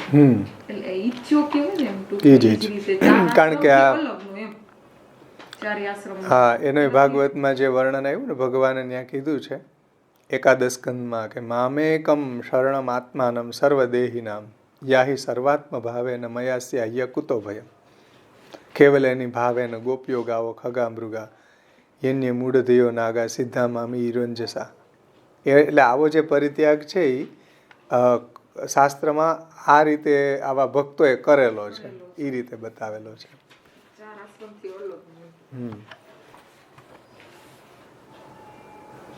અને એમાં છે ને ગોપીજનો એના રોલ મોડેલ છે. આવો જે પરિત્યાગ કોણે કર્યો? ભાગવતજીની અંદર ગોપીજનોએ કર્યો, કૌંડિન્ય ઋષિએ કર્યો હતો. હવે એનું તમે વિધાન ગોતવા જાવ તો વિધાન ન મળે શાસ્ત્રની અંદર. એટલે અહીં કીધું વૈધ નથી. જો વૈધ એટલે જેનું વિધાન કરવામાં આવેલું હોય એવો કોઈ વૈધ નથી. આ વૈધ સંન્યાસ નથી એમ. પણ ભક્તિની તન્મયતામાં આવું એનું સહજ છૂટી જાય છે અને ભગવાન એને આ રીતે વર્ણવે છે. અહીંયા શ્લોક આપ્યો જો, સ્વયં ભગવાને ગોપિકાઓના આ અનુરાગમૂલક પરિત્યાગનું વર્ણન આ શબ્દોમાં કર્યું છે કે તા તન્મનસ્કા મત પ્રાણા મદર્થે ત્યક્ત દેહિકા યે ત્યક્ત લોક ધર્માશ્ચ મદર્થે. બહુ સુંદર શ્લોક ભગવાને કીધો છે કે એ ગોપિકાઓ મારામાં મનવાળી હતી. મન મનસ્કા એટલે મારામાં મનવાળી હતી. મત પ્રાણા મારામાં તેમણે તેમના પ્રાણને જોડી દીધા હતા. અને મદર્થે ત્યક્ત દેહિકા, મારે માટે જ ત્યક્ત એટલે છોડી દેવું. મારે માટે એમણે દૈહિક વ્યાપારોનો ત્યાગ કરેલો હતો. એટલે દેહના જે બી અધ્યાસો છે કે જે બી ઇન્દ્રિયોના ફંક્શન છે એ ભગવાન માટે જ એના બધા ત્યાગ છૂટી ગયા હતા એમ. એટલે ત્યક્ત દેહિકા યે ત્યક્ત લોક ધર્માશ્ચ મદર્થે. અને તેમણે મારે માટે ધર્મનો અને લોકનો પણ ત્યાગ કરી દીધો હતો. બધા ધર્મોનો, લોકનો બધું છોડીને ભગવાન પાસે પહોંચી ગયા હતા. એટલે આવો જે પરિત્યાગ છે એનું વર્ણન ભગવાને પોતે કર્યું. જો ભાગવતજીમાં 10મો સ્કંદ 46મો અધ્યાય 4થો શ્લોક કે ભાઈ આવા ગોપીજનોએ મારા માટે, મારામાં જેનું મન લાગેલું હતું, મારામાં જેના પ્રાણ લાગેલા હતા, મદર્થે ત્યક્ત દેહિકા, દેહના બધા ધર્મો મારામાં એના છૂટી ગયા હતા. અને લોક વગેરે ધર્મો છે લોકના એ પણ એને છૂટી ગયા હતા. દૈહિક વ્યાપારોનો ત્યાગ થઈ ગયો હતો. એમણે મારા માટે ધર્મનો અને લોકનો પણ ત્યાગ કરી દીધો હતો. એવો જે પરિત્યાગ છે એનું વર્ણન પ્રભુએ સ્વમુખારવિંદથી કરેલું છે. વસ્તુતઃ ગોપિકાઓનો કેવલ પ્રેમ ભાવથી વિવશ બનીને કરવામાં આવેલો ત્યાગ હતો. ત્યાગનો આ પ્રકાર બહુ દુર્લભ છે. દુર્લભ હોય એમ પરિત્યાગ પ્રેમણા સિદ્ધ્યથી નાન્યથા. આ નાન્યથા એટલે આવા કોઈ સાધનથી આ લભ્ય ત્યાગ નથી. એટલે આવા સાધન કરે ને પછી એની એવી અવસ્થા આવી જાય ને પછી છૂટી જાય એવું નથી. આ તો ભગવાનમાં એવી સુદૃઢ પ્રેમ, એવો ભક્તિ, એવી પ્રગાઢ આસક્તિ હોય એને આવું સિદ્ધ થઈ જાય, બાકી બધાને ન થાય એમ. એટલે શ્રી મહાપ્રભુજી એના માટે શબ્દ મૂકે દુર્લભ હોય એમ. આવો પરિત્યાગ તો બહુ જ દુર્લભ છે. અને પ્રેમના સિદ્ધ્યથી નાન્યતા, અને ભગવત પ્રેમ એને એવો સુદૃઢ થઈ જાય ત્યારે જે સિદ્ધ થાય છે એના વગર શક્ય નથી. કેવો? એના ફોર એક્ઝામ્પલ કોણ? તો કે ગોપીજનો. ગોપીજનોને આવો પરિત્યાગ થઈ ગયો હતો એમ. અને કેને કારણે થયો હતો? ભગવત પ્રેમને કારણે. ભગવાનમાં એવો ઉત્કટ પ્રેમ હતો, બધું છોડીને ભગવાન પાસે દોડી ગયા. આ રીતે અહીંયા આ ચેપ્ટર સંપન્ન થાય છે. ત્યાર પછી થોડું જલ લઈ લે, પછી જ્ઞાન માર્ગનું ચેપ્ટર જોઈ લે. શોર્ટમાં આપ્યું છે.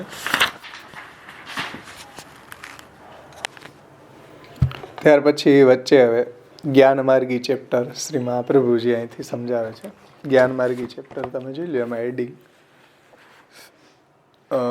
જ્ઞાન માર્ગી સંન્યાસ બે પ્રકારમાંથી જ્ઞાનાર્થ સંન્યાસ અને જ્ઞાનોત્તર સંન્યાસ એ બંનેમાંથી પ્રથમ પ્રકારનો કર્તવ્ય નથી. એટલે જ્ઞાનાર્થ સંન્યાસ છે જેને વિવિદિશા સંન્યાસ, એ કર્તવ્ય નથી. એના 4 હેતુઓ શ્રી મહાપ્રભુજી અહીંયા સમજાવે છે જ્ઞાનાર્થના. અને જે જ્ઞાનોત્તર છે દ્વિતીય, એ તો કલિકાલમાં દુર્લભ જ છે.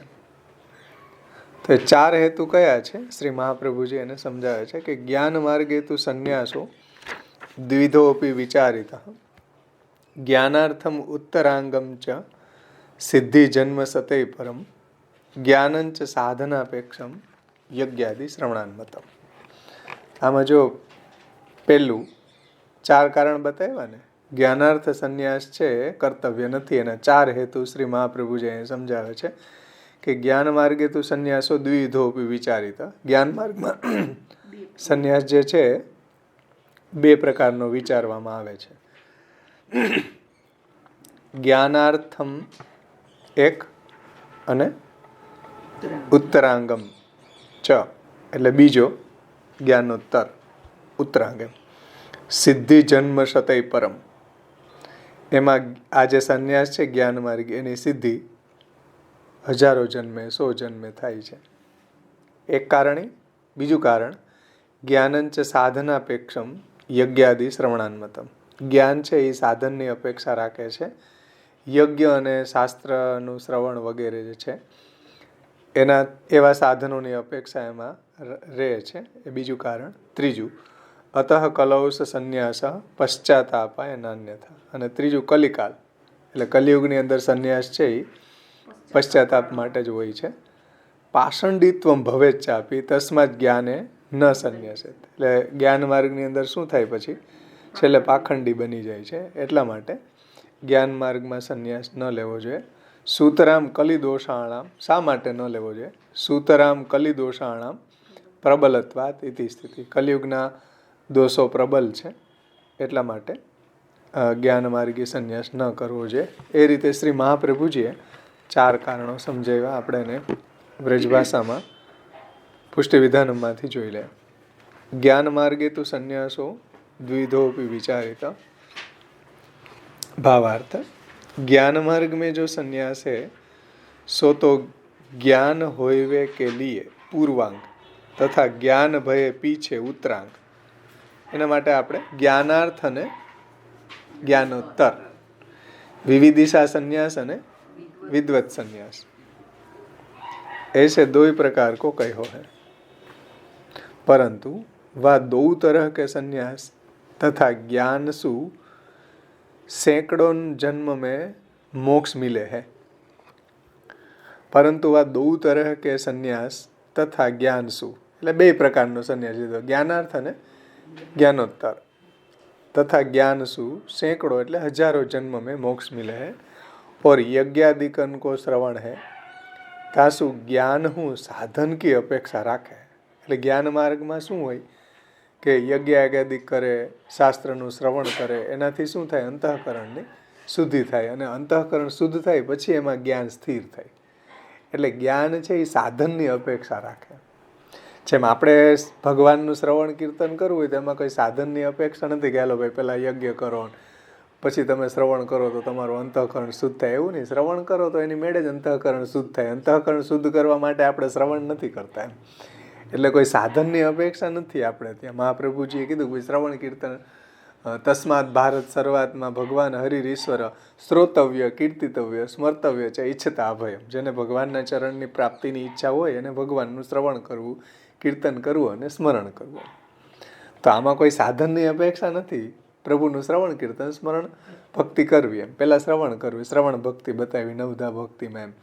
જ્ઞાન માર્ગમાં એવું નથી. જ્ઞાન માર્ગમાં તો પહેલાં એનું ક્વોલિફિકેશન જોઈએ ને કે જ્ઞાન કેમાં સ્થિર થાય તો કે અંતઃકરણ શુદ્ધ હોય તો જ્ઞાન સ્થિર થાય. તો અંતઃકરણ શુદ્ધ કેવી રીતના થાય? તો કે યજ્ઞથી, શાસ્ત્રના શ્રવણથી, એવા ઘણા બધા સાધનો પહેલાં તો અંતઃકરણને શુદ્ધ કરવા માટે બતાવ્યા જ્ઞાન માર્ગમાં એમ. અને પછી એમાં જ્ઞાન સ્થિર થાય. એટલે કહે છે કે જ્ઞાનંચ સાધનાપેક્ષમ યજ્ઞાદિ શ્રવણાન્મતમ. એ વાત શ્રી મહાપ્રભુજી અહીંયા સમજાવે છે. અને 15મા અધ્યાય, આમાં 12મો અધ્યાય છે, એમાં અર્જુનજીએ આ જ પ્રશ્ન કર્યો. એમાં ભગવાને જ્ઞાન માર્ગની ક્લિષ્ટતા સમજાવી છે કે ક્લેશો અધિકસ્તરસ્તેષામ અવ્યક્તા સક્ત ચેતસામ અવ્યક્તા હિ ગતિર દુઃખમ દેહવદ્ભિરવાપ્યથ વગેરે વગેરે. તો એ 12મા અધ્યાયમાં તમે જોજો જ્ઞાન માર્ગ કેટલો ક્લિષ્ટ છે એ ભગવાને સમજાવ્યું. ज्ञान मार्ग में ज्ञान के लिए विविदिशा संन्यास और विद्वत संन्यास ऐसे भेदंशु दो प्रकार के संन्यास कहे है. એટલે જ્ઞાન માર્ગમાં જ્ઞાનાર્થ અને જ્ઞાનોત્તર, અથવા તો જ્ઞાનાર્થને અહીંયા વિવિદિશા કીધું છે અને જ્ઞાનોત્તરને વિદ્વત સંન્યાસ કીધું છે. એના પારિભાષિક શબ્દો એમ વિવિદિશા અને विद्वत संन्यास. ऐसे भेदसु दो प्रकार को संन्यास कहे हैं और यज्ञादिकन को श्रवण है तासु ज्ञान हूँ साधन की अपेक्षा राखे है. इतने એટલે યજ્ઞાદિ શ્રવણાનમાં તમે એમ કીધું ને, એટલે યજ્ઞ વગેરે છે, પછી શાસ્ત્રનું શ્રવણ છે, આ બધું કરે તો એનું અંતઃકરણ શુદ્ધ થાય. એટલે સાધનની અપેક્ષા રાખે છે. ઇતને જ્ઞાન રૂપ ફલ કી સિદ્ધિ સેંકડો વર્ષન મેં હોય है. હવે જ્ઞાન રૂપ ફલની સિદ્ધિ તો પેલા હજારો જન્મે થાય. सो गीता जी में कहो है कि ज्ञानवान है सो बहुत जन्म के अंत में ये सर्व वासुदेव है ऐसे जानी के मेरी शरण में आवत है. બહુ સુંદર શ્લોક અહીંયા ટીકા કરે ટાઈકો છે. બહુનામ જન્મનામ અંતે જ્ઞાનવાન મામ પ્રપદ્યંતે વાસુદેવ સર્વમિતિ સ મહાત્મા સુદુર્લભ.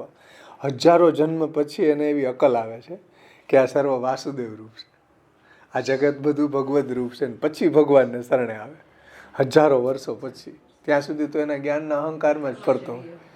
એટલે બહુનામ જન્મનામ અંતે, કેટલા જન્મો પછી જ્ઞાનવાન મામ પ્રપદ્યંતે, જ્ઞાનવાન છે એ મારે શરણે આવે છે. ત્યારે ક્યારે કે વાસુદેવ સર્વમિતિ, આ બધું છે એ જગત બધું ભગવદ રૂપ છે, વાસુદેવ રૂપ છે.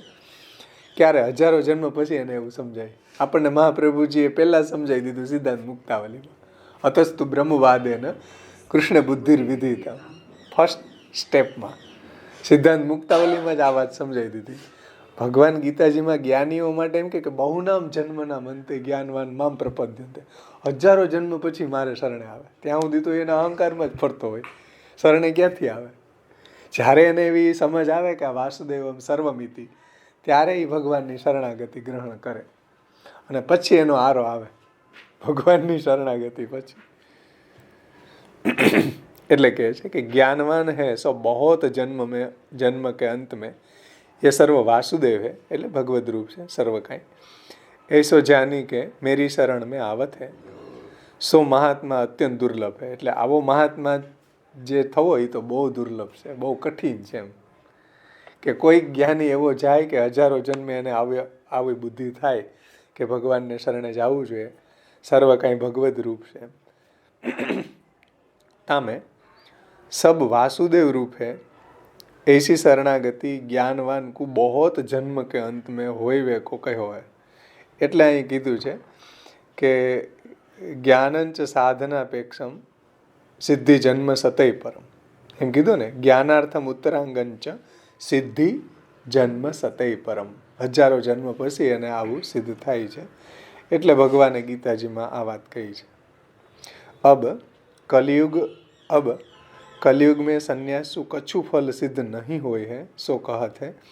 अतः कलौस संन्यास पश्चातापाय नान्यथा पाषंडित्वं भवेच्चापि तस्मात् ज्ञाने न संन्यसेत सुतराम कलिदोषाणाम प्रबलत्वादिति स्थिति. મહાપ્રભુજી એકદમ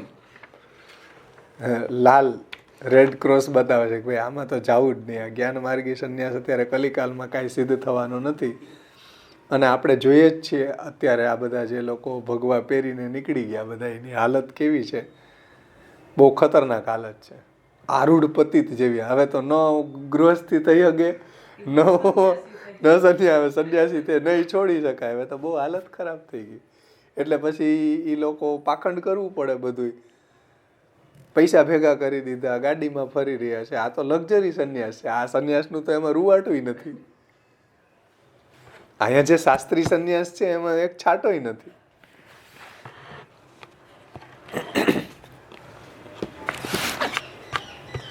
એને સમજાવે છે શ્રી આચાર્યજી મહાप्रभुजी કે तासु ज्ञान मार्गी संन्यास कलयुग में पश्चाताप के लिए ही હોય है, અન્યથા નહીં. મતલબ જ્ઞાન માર્ગમાં સંન્યાસ લે એટલે એને પસ્તાવાનો જ વારો આવે છે.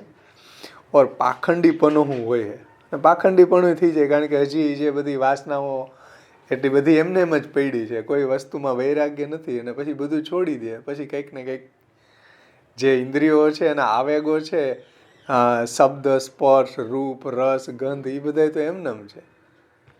પછી છુપાઈને કરવું પડે.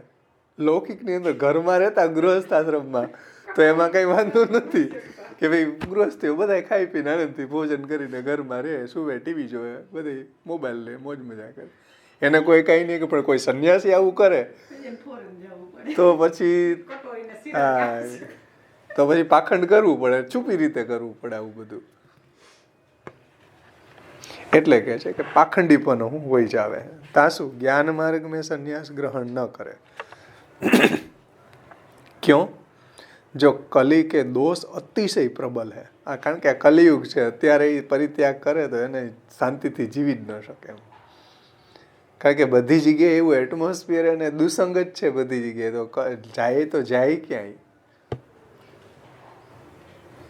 એટલે અતિશય કલી દોષ પ્રબલ છે. તાસુ જ્ઞાન માર્ગ મેં સંન્યાસ કર્તવ્ય નાહી હે.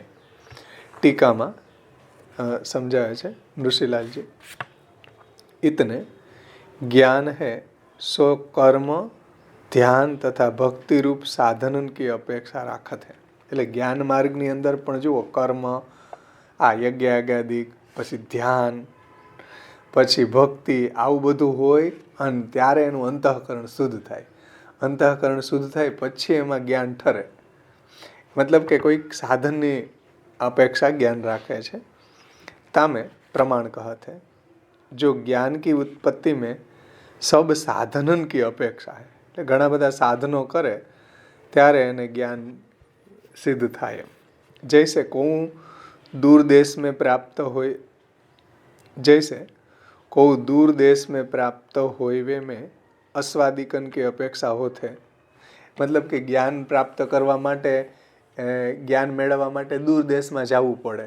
તો ત્યારે વાહન નહોતા, અશ્વ વગેરે. અત્યારે ટ્રેન છે કે એવા વાહનો અત્યારે થઈ ગયા. તો જ્યાં જ્ઞાનીઓ રહેતા હોય કે જ્ઞાન જેની પાસેથી મેળવવું હોય એના માટે ત્યાં જવું પડે. તો અશ્વાદિક વગેરે સાધન જોઈએ ને. જવું કેમ? અશ્વ એટલે ઘોડા ઉપર બેસીને એ જાતા એમ. तो दूर देश में प्राप्त हुए में अस्वादिकन की अपेक्षा है. ऐसे ज्ञान की प्राप्ति में हूँ सब साधनन की अपेक्षा है. क्यों? जो निष्काम को हूँ यज्ञादि करवे को श्रुति में कहो है. એટલે જે નિષ્કામ છે એ યજ્ઞ કરે તો એનું અંતઃકરણ શુદ્ધ થાય અને એ શુદ્ધ અંતઃકરણમાં જ્ઞાન સ્થિર થાય. તો શ્રુતિના બધા કોટેશનથી આ વાત સમજાવે છે કે જ્ઞાનંચ સાધનાપેક્ષમ, એને સમજાવે છે. ક્यों? जो निष्काम को ही यज्ञादिक करवे को श्रुति में कहो है, तासु केवल समदमादिक કરી કે જ્ઞાન પ્રાપ્ત નહીં હોવે है. એટલે કેવલ સમ અને દમ, સમ એટલે મનનો નિગ્રહ, દમ એટલે ઇન્દ્રિયોનો નિગ્રહ. સમ દમ આ બધા સાધનો છે, આ સાધનો જરૂરી છે. એટલે કેવલ આવા સાધનોથી કામ ન ચાલે. યજ્ઞાદિ શ્રવણાન્મતમ એ પણ જોઈએ. ક્यों? કેવલ સમદમાદિકન કરી કે જ્ઞાન પ્રાપ્ત નહીં હોય. એટલે કેવલ સમદમ હોય એનામાં, ઇન્દ્રિય નિગ્રહ હોય, તો એનાથી કંઈ જ્ઞાન પ્રાપ્ત ન થઈ જાય. બીજા સાધનોને, અંતઃકરણને શુદ્ધ કરવા માટે બીજા સાધનોની પણ આવશ્યકતા રહે છે. એમ યજ્ઞાદિ શ્રવણાન્મતમ. તાસુ કેવલ સમદમાદિક કે સમદમાદિક કરી કે જ્ઞાન પ્રાપ્ત નહીં હોવે है, किंतु आश्रम के अनुसार कर्म हूँ संग होय तब ज्ञान प्राप्ति होय वे को व्यास सूत्र में लिख्यो है. किंतु आश्रम के अनुसार એટલે એ જે આશ્રમમાં હોય એ આશ્રમના ધર્મોનું આચરણ કરવું પડે, બધું પરફેક્ટ. જે આશ્રમમાં હોય વર્ણ અને આશ્રમના જે આશ્રમમાં હોય એ ધર્મનું પણ એને પાલન કરવું જરૂરી છે. તો આશ્રમ કે અનુસાર કર્મ હું સંગ હોય, એટલે એ કર્મો પણ એ કરે સાથે સાથે. તબ જ્ઞાન પ્રાપ્ત હોય વે કો વ્યાસ સૂત્ર મેં કહ્યો હે, અને તો એને જ્ઞાન પ્રાપ્ત થાય એવું વેદ વ્યાસજીએ બ્રહ્મસૂત્રમાં કહ્યું છે. મતલબ આવા બધા સાધનો જોઈએ. એમ ખાલી કેવલ સમદમ હોય તોય જ્ઞાન ન થાય. એ જે આશ્રમમાં રહેલો છે એના બધા પરફેક્ટ ધર્મોનું આચરણ કરવું પડે, યજ્ઞ કરવો પડે નિષ્કામ ભાવથી, શાસ્ત્રનું શ્રવણ કરે, ત્યારે જઈને અંતઃકરણ શુદ્ધ થાય. પછી શુદ્ધ અંતઃકરણમાં જ્ઞાન અને સ્થિર થાય. એ ઘણા જન્મો, ઘણા વર્ષો પછી. એમ એટલે સાધનની અપેક્ષા જ્ઞાન રાખે છે. ऐसे વિવિદિશા સંન્યાસ વિશે કહી કે વિદવત સંન્યાસ વિશે કહતે. આ વિવિદિશાનું સમજાવ્યું. એટલે જ્ઞાનાર્થ સંન્યાસમાં આવા સાધનની બધી અપેક્ષા છે. હવે વિદવત સંન્યાસ ન લેવો જોઈએ, આ જ્ઞાનાર્થ સંન્યાસ ન કરવો જોઈએ, એનું ટીકાકારોએ સમજાવ્યું. હવે કહે છે કે ભાઈ જ્ઞાનોત્તર પણ ન કરવો જોઈએ, કારણ કે સૂતરામ કલિદોષાણામ પ્રબલત્વાદિતિ સ્થિતિ કીધું ને શ્રી મહાપ્રભુજીએ. પાષંડિત્વમ ભવેચ્છાપી તસ્માદ જ્ઞાને ન સંન્યાસે. તો વિદવત સંન્યાસ વિશે ના પાડે છે શ્રી મહાપ્રભુજી. ક્यों? ज्ञान सु ही मोक्ष होवे हैं. ऐसे वाक्य सु ज्ञान की सिद्धि હોય તા પાછે મુક્તિ રૂપી ફલ સિદ્ધ હોય હે. તાસુ એટલે આવું શાસ્ત્રનું વાક્ય છે કે જ્ઞાનથી મુક્તિ થાય, જ્ઞાનથી મોક્ષ મળે એવું શાસ્ત્રમાં કીધું. પણ ક્યારે? જ્ઞાન પેલા પ્રાપ્ત થાય પછી મુક્તિ થાય ને. એટલે કહે છે કે ઈસ વાક્ય શું જ્ઞાન કી સિદ્ધિ હોય તા પાછે મુક્તિ રૂપી ફલ સિદ્ધ હોય હે. તાસુ વિદવત સંન્યાસ મુક્તિ કો અંગ હે. એટલા માટે જ્ઞાનોત્તર સંન્યાસ છે, વિદવત સંન્યાસ છે, એ મુક્તિનું અંગ છે. સમજીશ ને? વિદવત સંન્યાસ છે મુક્તિનું અંગ છે. યદ્યપિ શા માટે? કારણ કે જ્ઞાન સુહી મોક્ષ હોવે. આ વિદવત સંન્યાસમાં એને જ્ઞાન પ્રાપ્ત થઈ ગયું અને જ્ઞાનથી મોક્ષ થાય, એટલે વિદવત સંન્યાસ મુક્તિનું અંગ છે. તાસુ વિદવત संन्यास मुक्ति को अंग है. यद्यपि विद्वत संन्यास मुक्ति को अंग है, तथापि गीता जी के वाक्य में ज्ञान वारे को बहुत जन्म के अंत में शरणागति હોય વે કો लिख्यो है. હમણાં આગળ શ્લોક જોયો ને, બહુનામ જન્મનામ અંતે જ્ઞાનવાન મામ પ્રપદ્યંતે. એવું ભગવાન કહે કે હજારો જન્મ પછી જ્ઞાનીઓ મારા શરણે આવે. એટલે ગીતાજી મેં ભગવાનને કહ્યો કે અનેક ज्ञान वारे को बहुत जन्म के अंत में शरणागति होय वे को लिख्यो है, और शरणागति को भक्तिपनो है. तासु भक्ति बिना केवल ज्ञान मुक्ति को साधक नहीं होवे. હવે હજારો જન્મ પછી શરણે આવે, શરણે આવવું એનું નામ ભક્તિ છે. અહીં કીધું ને શરણાગતિ કો ભક્તિપનો હે. એટલે જે પ્રભુની શરણાગતિ સ્વીકારવી એ શરણાગત્યાત્મક ભક્તિ છે, સમજી લ્યો. તો એવી જ્યારે ભક્તિ એને થાય ત્યારે એને ફલ મળે, મુક્તિ મળે. કેવલ જ્ઞાન નકામું કોરે કોરું જ્ઞાનથી ની મુક્તિ ન મળે. તો કેટલી બધી એમાં ક્વોલિફિકેશનની જરૂર છે. બીજા બધા સાધનોથી જ્ઞાન મેળવે જ્ઞાન મેળવી લે, કેટલા વર્ષો પછી હજારો જન્મ આવી બધી મહેનત કરે, પછી એને વાસુદેવ સર્વમિતિ એવું જ્ઞાન થાય, પછી ભગવાનની શરણાગત્યાત્મક ભક્તિ કરે ને પછી મુક્તિ મળે. આવી જ્ઞાનની પ્રોસેસ છે. એમાં અહીંયા ટીકાકાર સમજાવે છે. આ જ્ઞાનોત્તરની, જ્ઞાનાર્થની નહીં, આ જ્ઞાનોત્તરની વાત છે. કેવલ જ્ઞાન છે એ મુક્તિ ન આપે. ભક્તિ સાથેનું જ્ઞાન હોય તો મુક્તિ મળે, નહીતર મુક્તિ ન મળે. હે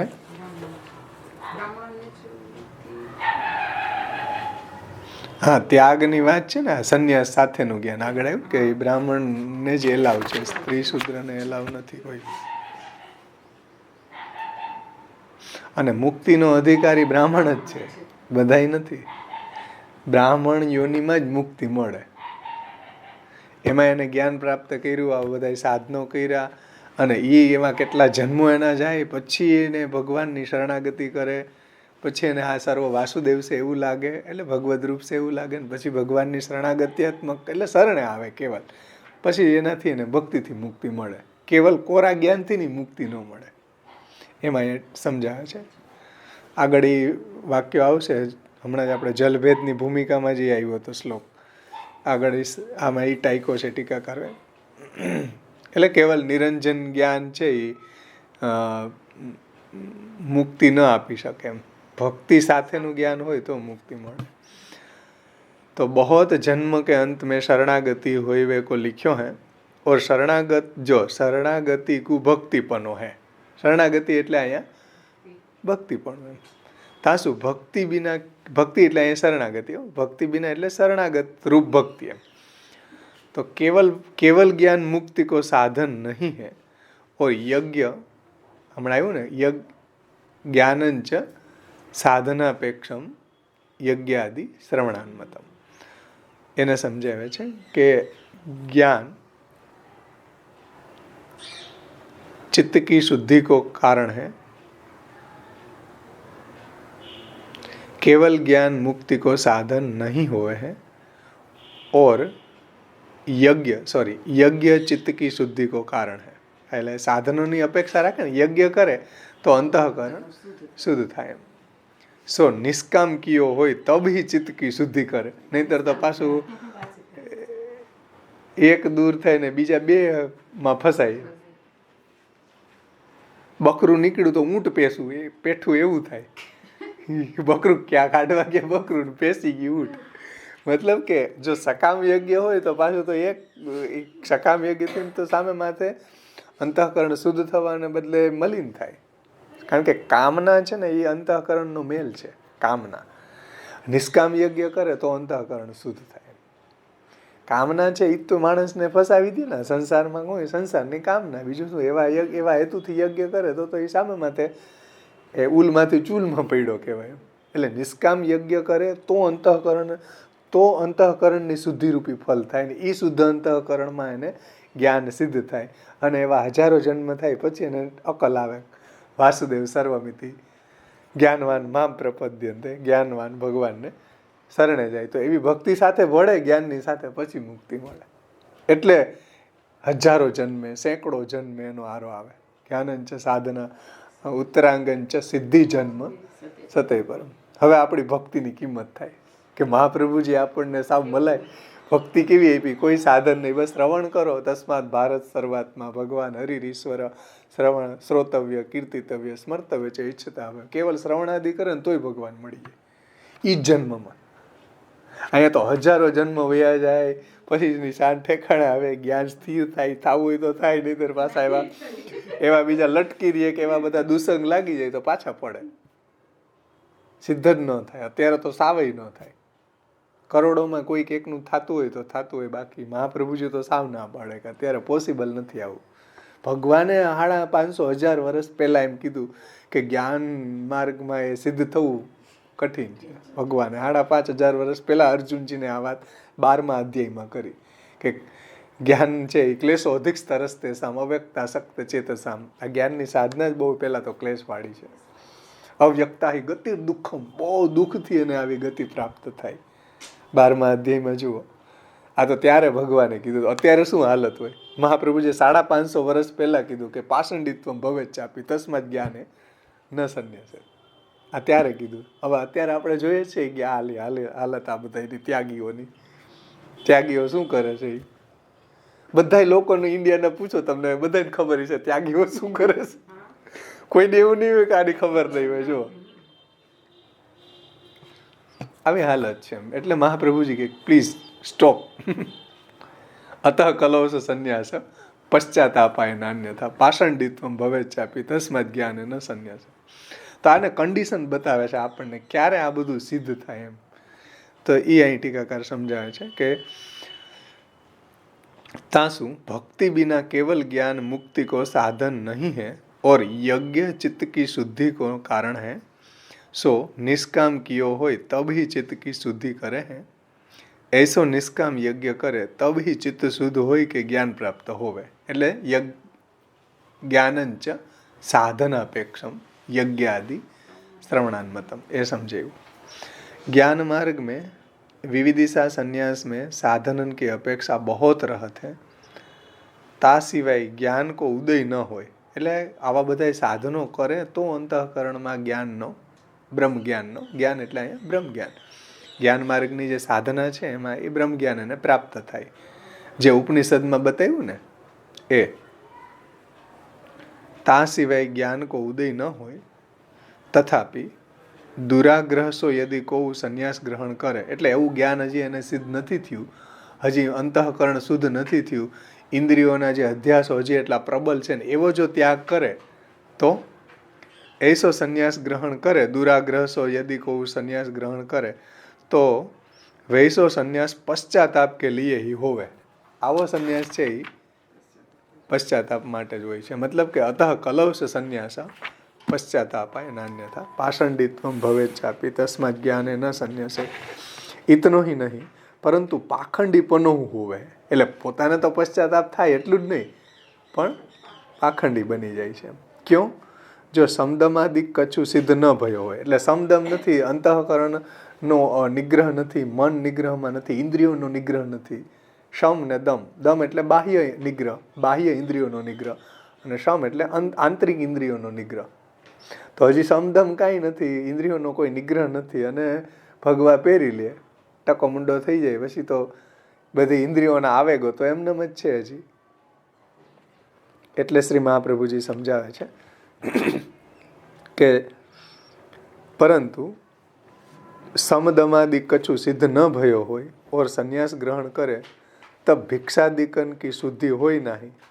એટલે હજી એની અંદર એવી કોઈ સ્ટ્રોંગનેસ નથી, એટલે શું કરે, ભિક્ષા વગેરે આવે એમાં તો કોઈ શુદ્ધિ નથી ને. ભિક્ષા કોઈની કેટલા ઘરેથી માંગી આવે, એ ભિક્ષાને એ ખાવું સંગ, અન્ન દોષ ને સંગ દોષ પાછા એને પ્રબલ છે. જેમ ભક્તિવર્ધનીમાં કીધું ને કે દુસંગ દોષ અને અન્ન દોષ અને સંગ દોષ, આ બે પાછા એને ખતમ કરી દેશે. એ વાત આની પ્રોબ્લેમ અહીંયા ઊભી થઈ છે. હા, ત્યાં દુસંસર્ગાત તથા અન્નતઃ. તો જુઓ, ધ્યાનથી સમજો આ વાતને કે ઓર સંન્યાસ ગ્રહણ કરે તબ ભિક્ષાદિકન કી શુદ્ધિ હોય નહીં. તાસુ અંતઃકરણ મેં અન્ન દોષ કી સહાયતા શું અંતઃકરણ કી મલિનતા વિશેષ હોય વેસુ કામ ક્રોધાદિક હોય કે ધર્મ શું પાત હોઈ જાય. સમજો, અંતઃકરણમાં અન્ન દોષની સહાયતા, એક તો દુષ્ટ અન્ન, એક તો એના ઇન્દ્રિયોનો નિગ્રહ નથી, કામ ક્રોધાદિ છે, અને એમાં અન્ન એવું આવ્યું એટલે એ વૈધા બે ગણા થયા. બે ગણા થયા એટલે જે ધર્મ, જ્ઞાનીએ જે ધર્મનું પાલન કરવું જોઈએ, આ કામ ક્રોધાદિ ન કરવા જોઈએ વગેરે વગેરે ધર્મો એ પાડી ન શકે, એટલે એનું પતન થાય. સમજાણું ને? જેટલા જ્ઞાનીઓ પડે છે એટલા બીજા ગૃહસ્થીઓ નથી પડતા. ધ્યાનથી સમજા વાતને કે ભાઈ શીરો પૂરી ખાવાની ઈચ્છા થઈ છે, ઓલા બાઈ આવી તેલી વાલી, તો નરહર સંન્યાસી કે ભાઈ હું 3 દી થયા ભૂખ્યો છું, લાવ હવે આ કોઈ જોતું નથી, મોઢું ઉગાડીને. અહીંયા કોઈ હવે ક્યાં આખી એની જે ક્રેડિટ હતી કે નરહર સંન્યાસી સ્ત્રીનું મોઢું નથી જોતા, પછી ઓલી આવી કે ભાઈ કોઈ જોતું જ નથી, ખોલીને ખવડાવી દે, તો એ પાષંડિત્વ ભવેત ચાપી તસ્માદ જ્ઞાને ન સંન્યાસ. અહીંયા ક્યાં કોઈ જોવે, એ પાષંડિત્વ ભવેત ચાપી. લોકમાં એમ છે કે નરહર સંન્યાસી મોઢું ન જોવે, ઓલી શીરો પૂરી લઈને આવીને દંડીને ભૂખ્યા શું કરવું પછી? એટલે પાષણ કરવું જ પડે સંન્યાસ લીધા પછી કંઈક ને કંઈક. તાસુ અંતઃકરણ મેં અન્ન દોષ કી સહાયતા સુ. જો અન્ન દોષ, अंतःकरण की मलिनता विशेष હોય વેસુ કામ ક્રોધાદિકન કી. કામ ક્રોધાદિક હોય કે ધર્મ સુપાત હોય. કારણ કે જ્ઞાનીઓને કામ ક્રોધાદિ એલાવ નથી. કામો એસા ક્રોધો એસા રજોગુણ સમુદ્ભવ મહાસનો મહાપાપમાં વિદ્યસે હિ વૈરીણ. ભગવાન ગીતાજીમાં કે જ્ઞાનીઓ માટે વૈરી કામ અને ક્રોધ છે. કામો એસા ક્રોધો એસા રજો, એના નરકના દ્વાર છે કામ અને ક્રોધ જ્ઞાનીઓ માટે. કામો એસા ક્રોધો એસા રજોગુણ સમુદ્ભવ મહાસનો મહાપાપમાં વિદ્યસે ઈ વૈરીણ. આ જ્ઞાનીઓના બહુ મોટા વૈરી છે. અને આ આવી ગયા તો બધું ખતમ. બધી સાધના પાછી નીચે આવી જાય, પડે ત્યાંથી એમ. એટલે કે છે કે પાછું એવું અન્નદોષ, હજી ઇન્દ્રિયોનો નિગ્રહ નથી થયો, સમદમ નથી, અન્નદોષ આવ્યો તો બધું ભેગું થયું, પછી તો શું હાલત થાય. મરકટેભ્યો સુરાપાનમ તત્ર વૃંશિકા દર્શનમ. એક તો વાંદરો, એમાં એને દારૂ પીધું ને એમાં એને વીછી કર્યો, એમાં એ ક્યાંક ઝાડવા ઉપર ચડ્યું નથી, ભૂત એમાં સવાર થયું. પછી તો યદ્વા તદ્વા ભવિષ્યથી. પછી તો હવે એ શું કરશે, એની ભવિષ્યવાણી ન કરી શકાય. યદ્વા તદ્વા ભવિષ્યથી. એમાં આની હાલત આવી થાય જ્ઞાનીઓની. ઈ શ્રી મહાપ્રભુજી એ સમજાવે છે કે કામ ક્રોધાદિકન હોય કે ધર્મ સુપાત હોવે હે और विद्वत संन्यास तो कलयुग में संभव ही नहीं है. આ તો વિવિદિશાની વાત કરી, જ્ઞાનાર્થની. જ્ઞાનાર્થમાં પ્રોબ્લેમ છે શું, હજી તો સમદમ નથી, પછી ભિક્ષા માંગે તો એને કારણે ઈ દોષ આવે. એ કીધું ને, જો અંતઃકરણ મેં અન્ન દોષ કી સહાયતા શું, અંતઃકરણ કી મલિનતા વિશેષ હોવે. આ કેની વાત કરે છે, જ્ઞાનાર્થની, વિવિદિશાની. સમજો, પાછી વિવિદિશાની વાત મહાપ્રભુજી અહીંથી સ્ટાર્ટ કરી કે કામ ક્રોધાદિક હોય વैसु धर्म सुपात होवे हैं और विद्वत संन्यास तो कलयुग में संभव ही नहीं है. જે વાત શ્રી મહાપ્રભુજીએ સૂતરામ કલી દોષાણામ પ્રબલત્વાદ ઇતિ સ્થિતિ એ સંદર્ભમાં સમજાવે છે. તાસુ कलयुग में संन्यास को निषेध करन हारे शास्त्र कारण ने ही ऐसो निषेध कियो है. શ્રી મહાપ્રભુજી નિષેધ કરે છે એવું નહીં, શાસ્ત્રકારો બધાય કલિયુગની અંદર જ્ઞાન માર્ગમાં સંન્યાસ છે હિતાવા નથી એવું શાસ્ત્રકારો કહે છે.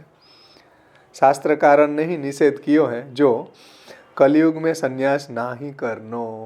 બધા શાસ્ત્રકારો વેદમાં, ગીતામાં, ભાગવતજીમાં, પુરાણોમાં બધી જગ્યાએ ના પાડી છે કે ભાઈ કલિયુગમાં સંન્યાસ ન કરવો જોઈએ. ક્यों?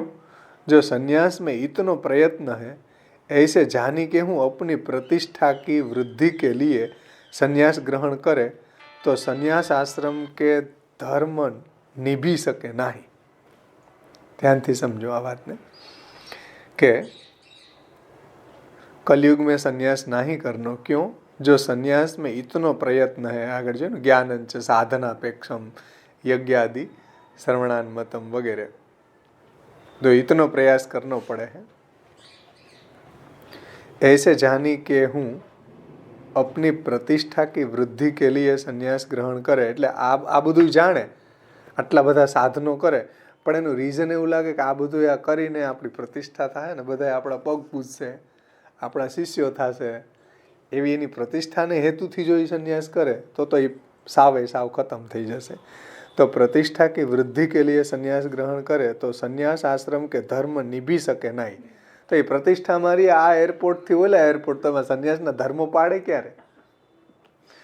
આવી રીતના એ સંન્યાસ અત્યારના જે લક્ઝરિયસ સંન્યાસ છે એમાં સંન્યાસનો ધર્મ કોણ પાડે? કોઈ નથી. છાટો ખબર હોય તો એ બહુ સારું કહેવાય, ખબર નહીં હોય. જેટલા બી સંન્યાસ નરહર સંન્યાસ નહીં ખબર નહોતી કે સંન્યાસના ધર્મો શું છે. મહાપ્રભુજી કે મને હવે ભક્તિ માર્ગ સમજાવો. મહાપ્રભુજીને કીધું તો મહાપ્રભુજી કે નહીં, પહેલાં હું તને સંન્યાસના ધર્મો સમજાવું, પછી ભક્તિ માર્ગના ધર્મો સમજાવું. નરહર સંન્યાસીને સંન્યાસના ધર્મો મહાપ્રભુજી સમજાવે છે. તઈ એને સંન્યાસના ધર્મો શું છે એ ખબર પડી, પછી ભક્તિ માર્ગી સંન્યાસ સમજાવ્યો. આ જ્ઞાન માર્ગી સંન્યાસના ધર્મો સમજાવ્યા. કર્મ માર્ગમાં તો શ્રી મહાપ્રભુજીએ પહેલા જ ના પાડી દીધી. સમજો, સંન્યાસીને મહાપ્રભુજી સંન્યાસના ધર્મો સમજાવે એ ખબર નથી. એમ તો આજના સંન્યાસીઓને તમે પૂછો કે પછી એવું જોવા માટે પાઘડી પહેરી લેવી પડે સ્વામિનારાયણનું તે એની કહેતા હતા કે ભાઈ સ્ત્રીઓનું મુખ નહીં જોવું, જોવું હોય તો પાઘડી પહેર લેવાની, પછી કંઈક પાષંડિત્વમ ભવેત ચાપી તસ્માદ જ્ઞાને ન સંન્યાસ. શ્રી મહાપ્રભુજી આપણને કેવો સુંદર આ માર્ગ આપણને સમજાવ્યો, પુષ્ટિ ભક્તિ માર્ગનું એવું પ્રાગટ્ય ભગવદ આજ્ઞાથી થયું. ગૃહસ્થાશ્રમમાં રહીને કાંઈ છોડવાનું નહીં, ભગવાનને ઘરમાં પધરાવી અને ભગવાનની સેવા કરવાની, બધાએ મળીને, અને પછી ભગવાનનું શ્રવણ કીર્તન કરવું, પ્રભુ પ્રાપ્તિ થઈ જાય. મહાપ્રભુજીએ કીધું કે પરિજનશ્ચ કૃતાર્થમ ભવતી, પરિજનો સાથે બધાને ભગવત પ્રાપ્તિ થાય, બધા કૃતાર્થ થઈ જાય.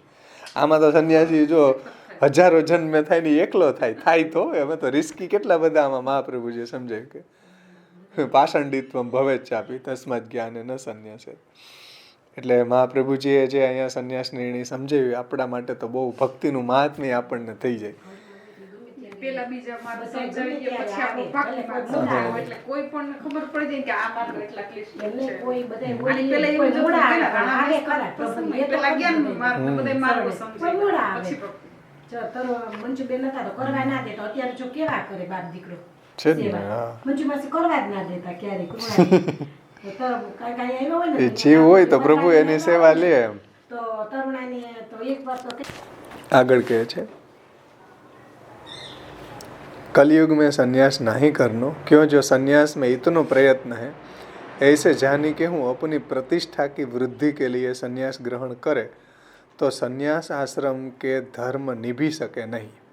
એટલે આટલું બધું ક્લિષ્ટ છે તો પણ એ કરે તો પછી શું થાય, તો પછી શું થાય, એના પ્રતિષ્ઠાની વૃદ્ધિ થાય, અને પ્રતિષ્ઠાની વૃદ્ધિ થાય પછી એના સંન્યાસના ધર્મોનું એ આચરણ ન થઈ શકે.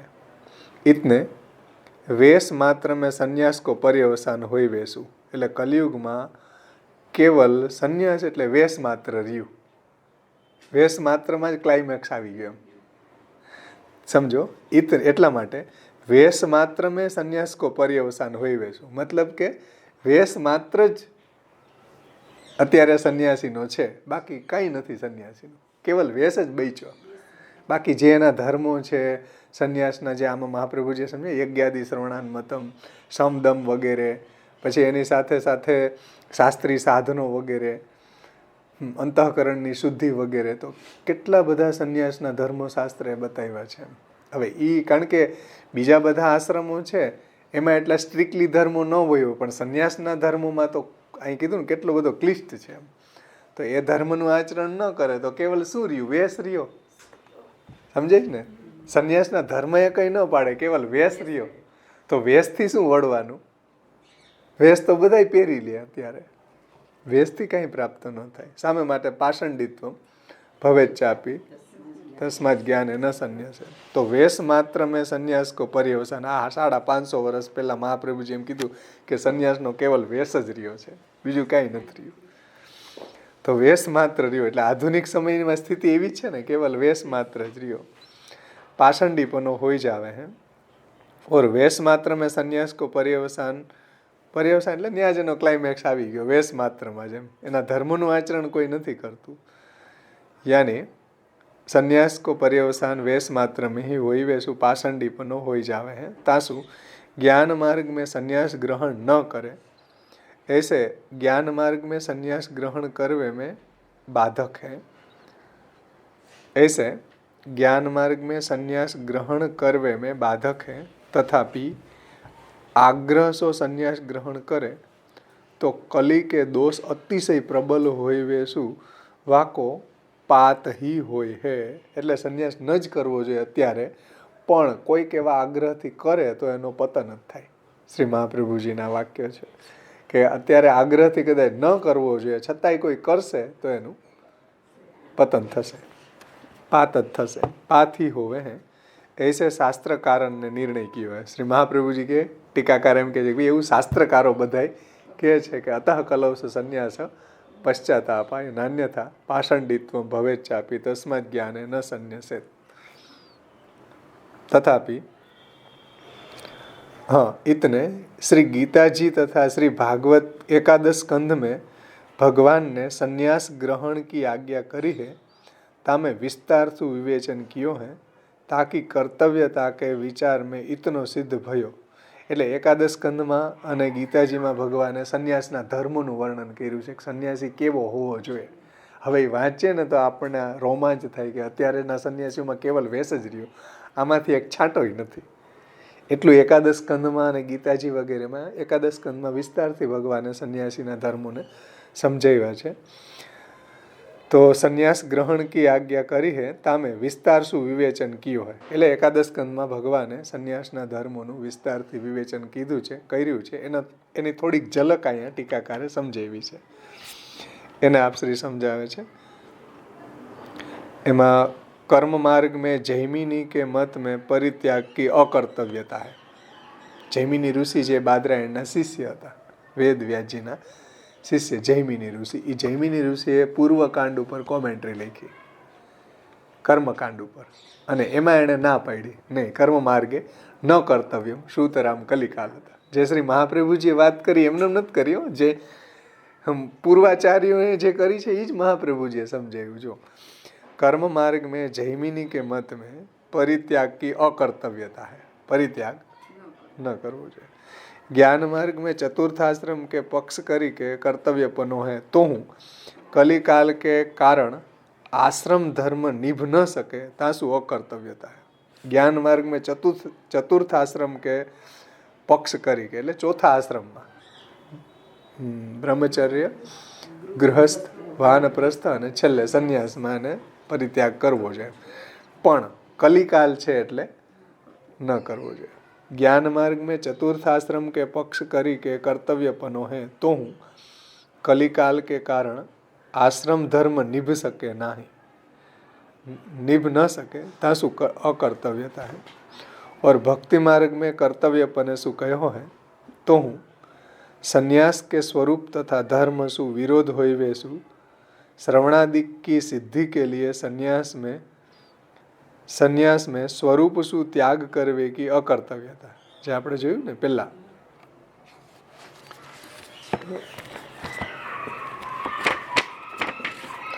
ભક્તિની સાધન અવસ્થામાં શ્રવણાદિના નિર્વાહાર્થ સંન્યાસ અનુષ્ઠાય નથી.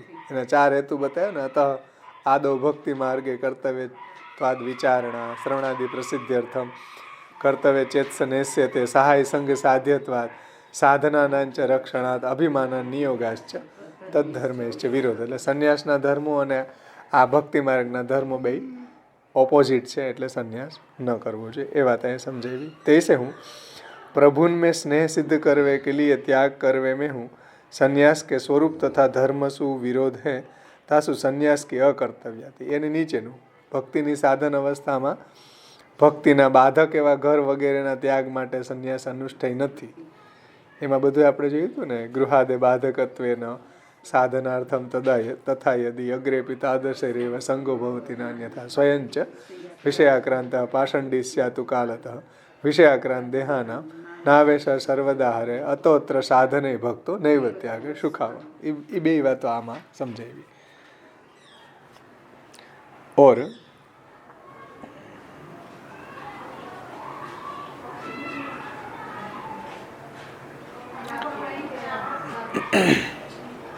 और प्रभुन में प्रेम भये पीछे तो स्वतः ही त्याग सिद्ध हो जावे है तासु संन्यास की अपेक्षा नहीं है. એટલે પ્રભુમાં જ્યારે એવો પ્રેમ થઈ ગયો, વિરહાનુભવાર્થંતુ પરિત્યાગો પ્રશસ્યતે, એટલે એવો સુદૃઢ પ્રેમ થઈ ગયો, પછી તો એની મેળે જ છૂટી જાય બધું, પછી એને કોઈ પરિત્યાગની આવશ્યકતા નથી, જરૂર નથી એમ. और प्रभुन में प्रेम भये पीछे तो स्वतः ही त्याग सिद्ध हो जावे है तासु संन्यास की अपेक्षा नहीं है. અહીંયા સુધી આપણું આ જ્ઞાન માર્ગી ચેપ્ટર સંપન્ન થયું.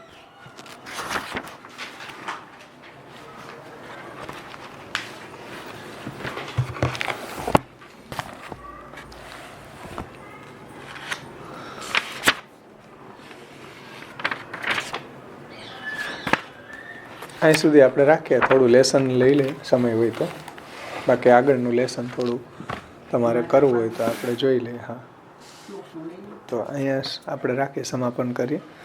આવતા વખતે થોડું એનું જે પરિચયમાં આપ્યું છે આ બે જ્ઞાનાર્થ સંન્યાસ અને જ્ઞાનોત્તર સંન્યાસ, એ આપણે આવતા વખતે જોશું થોડું પરિચયમાંથી. હવે છેલ્લું ચેપ્ટર ભક્તિનું પછી આવશે પાછું. અમને એ કરવાનું નથી.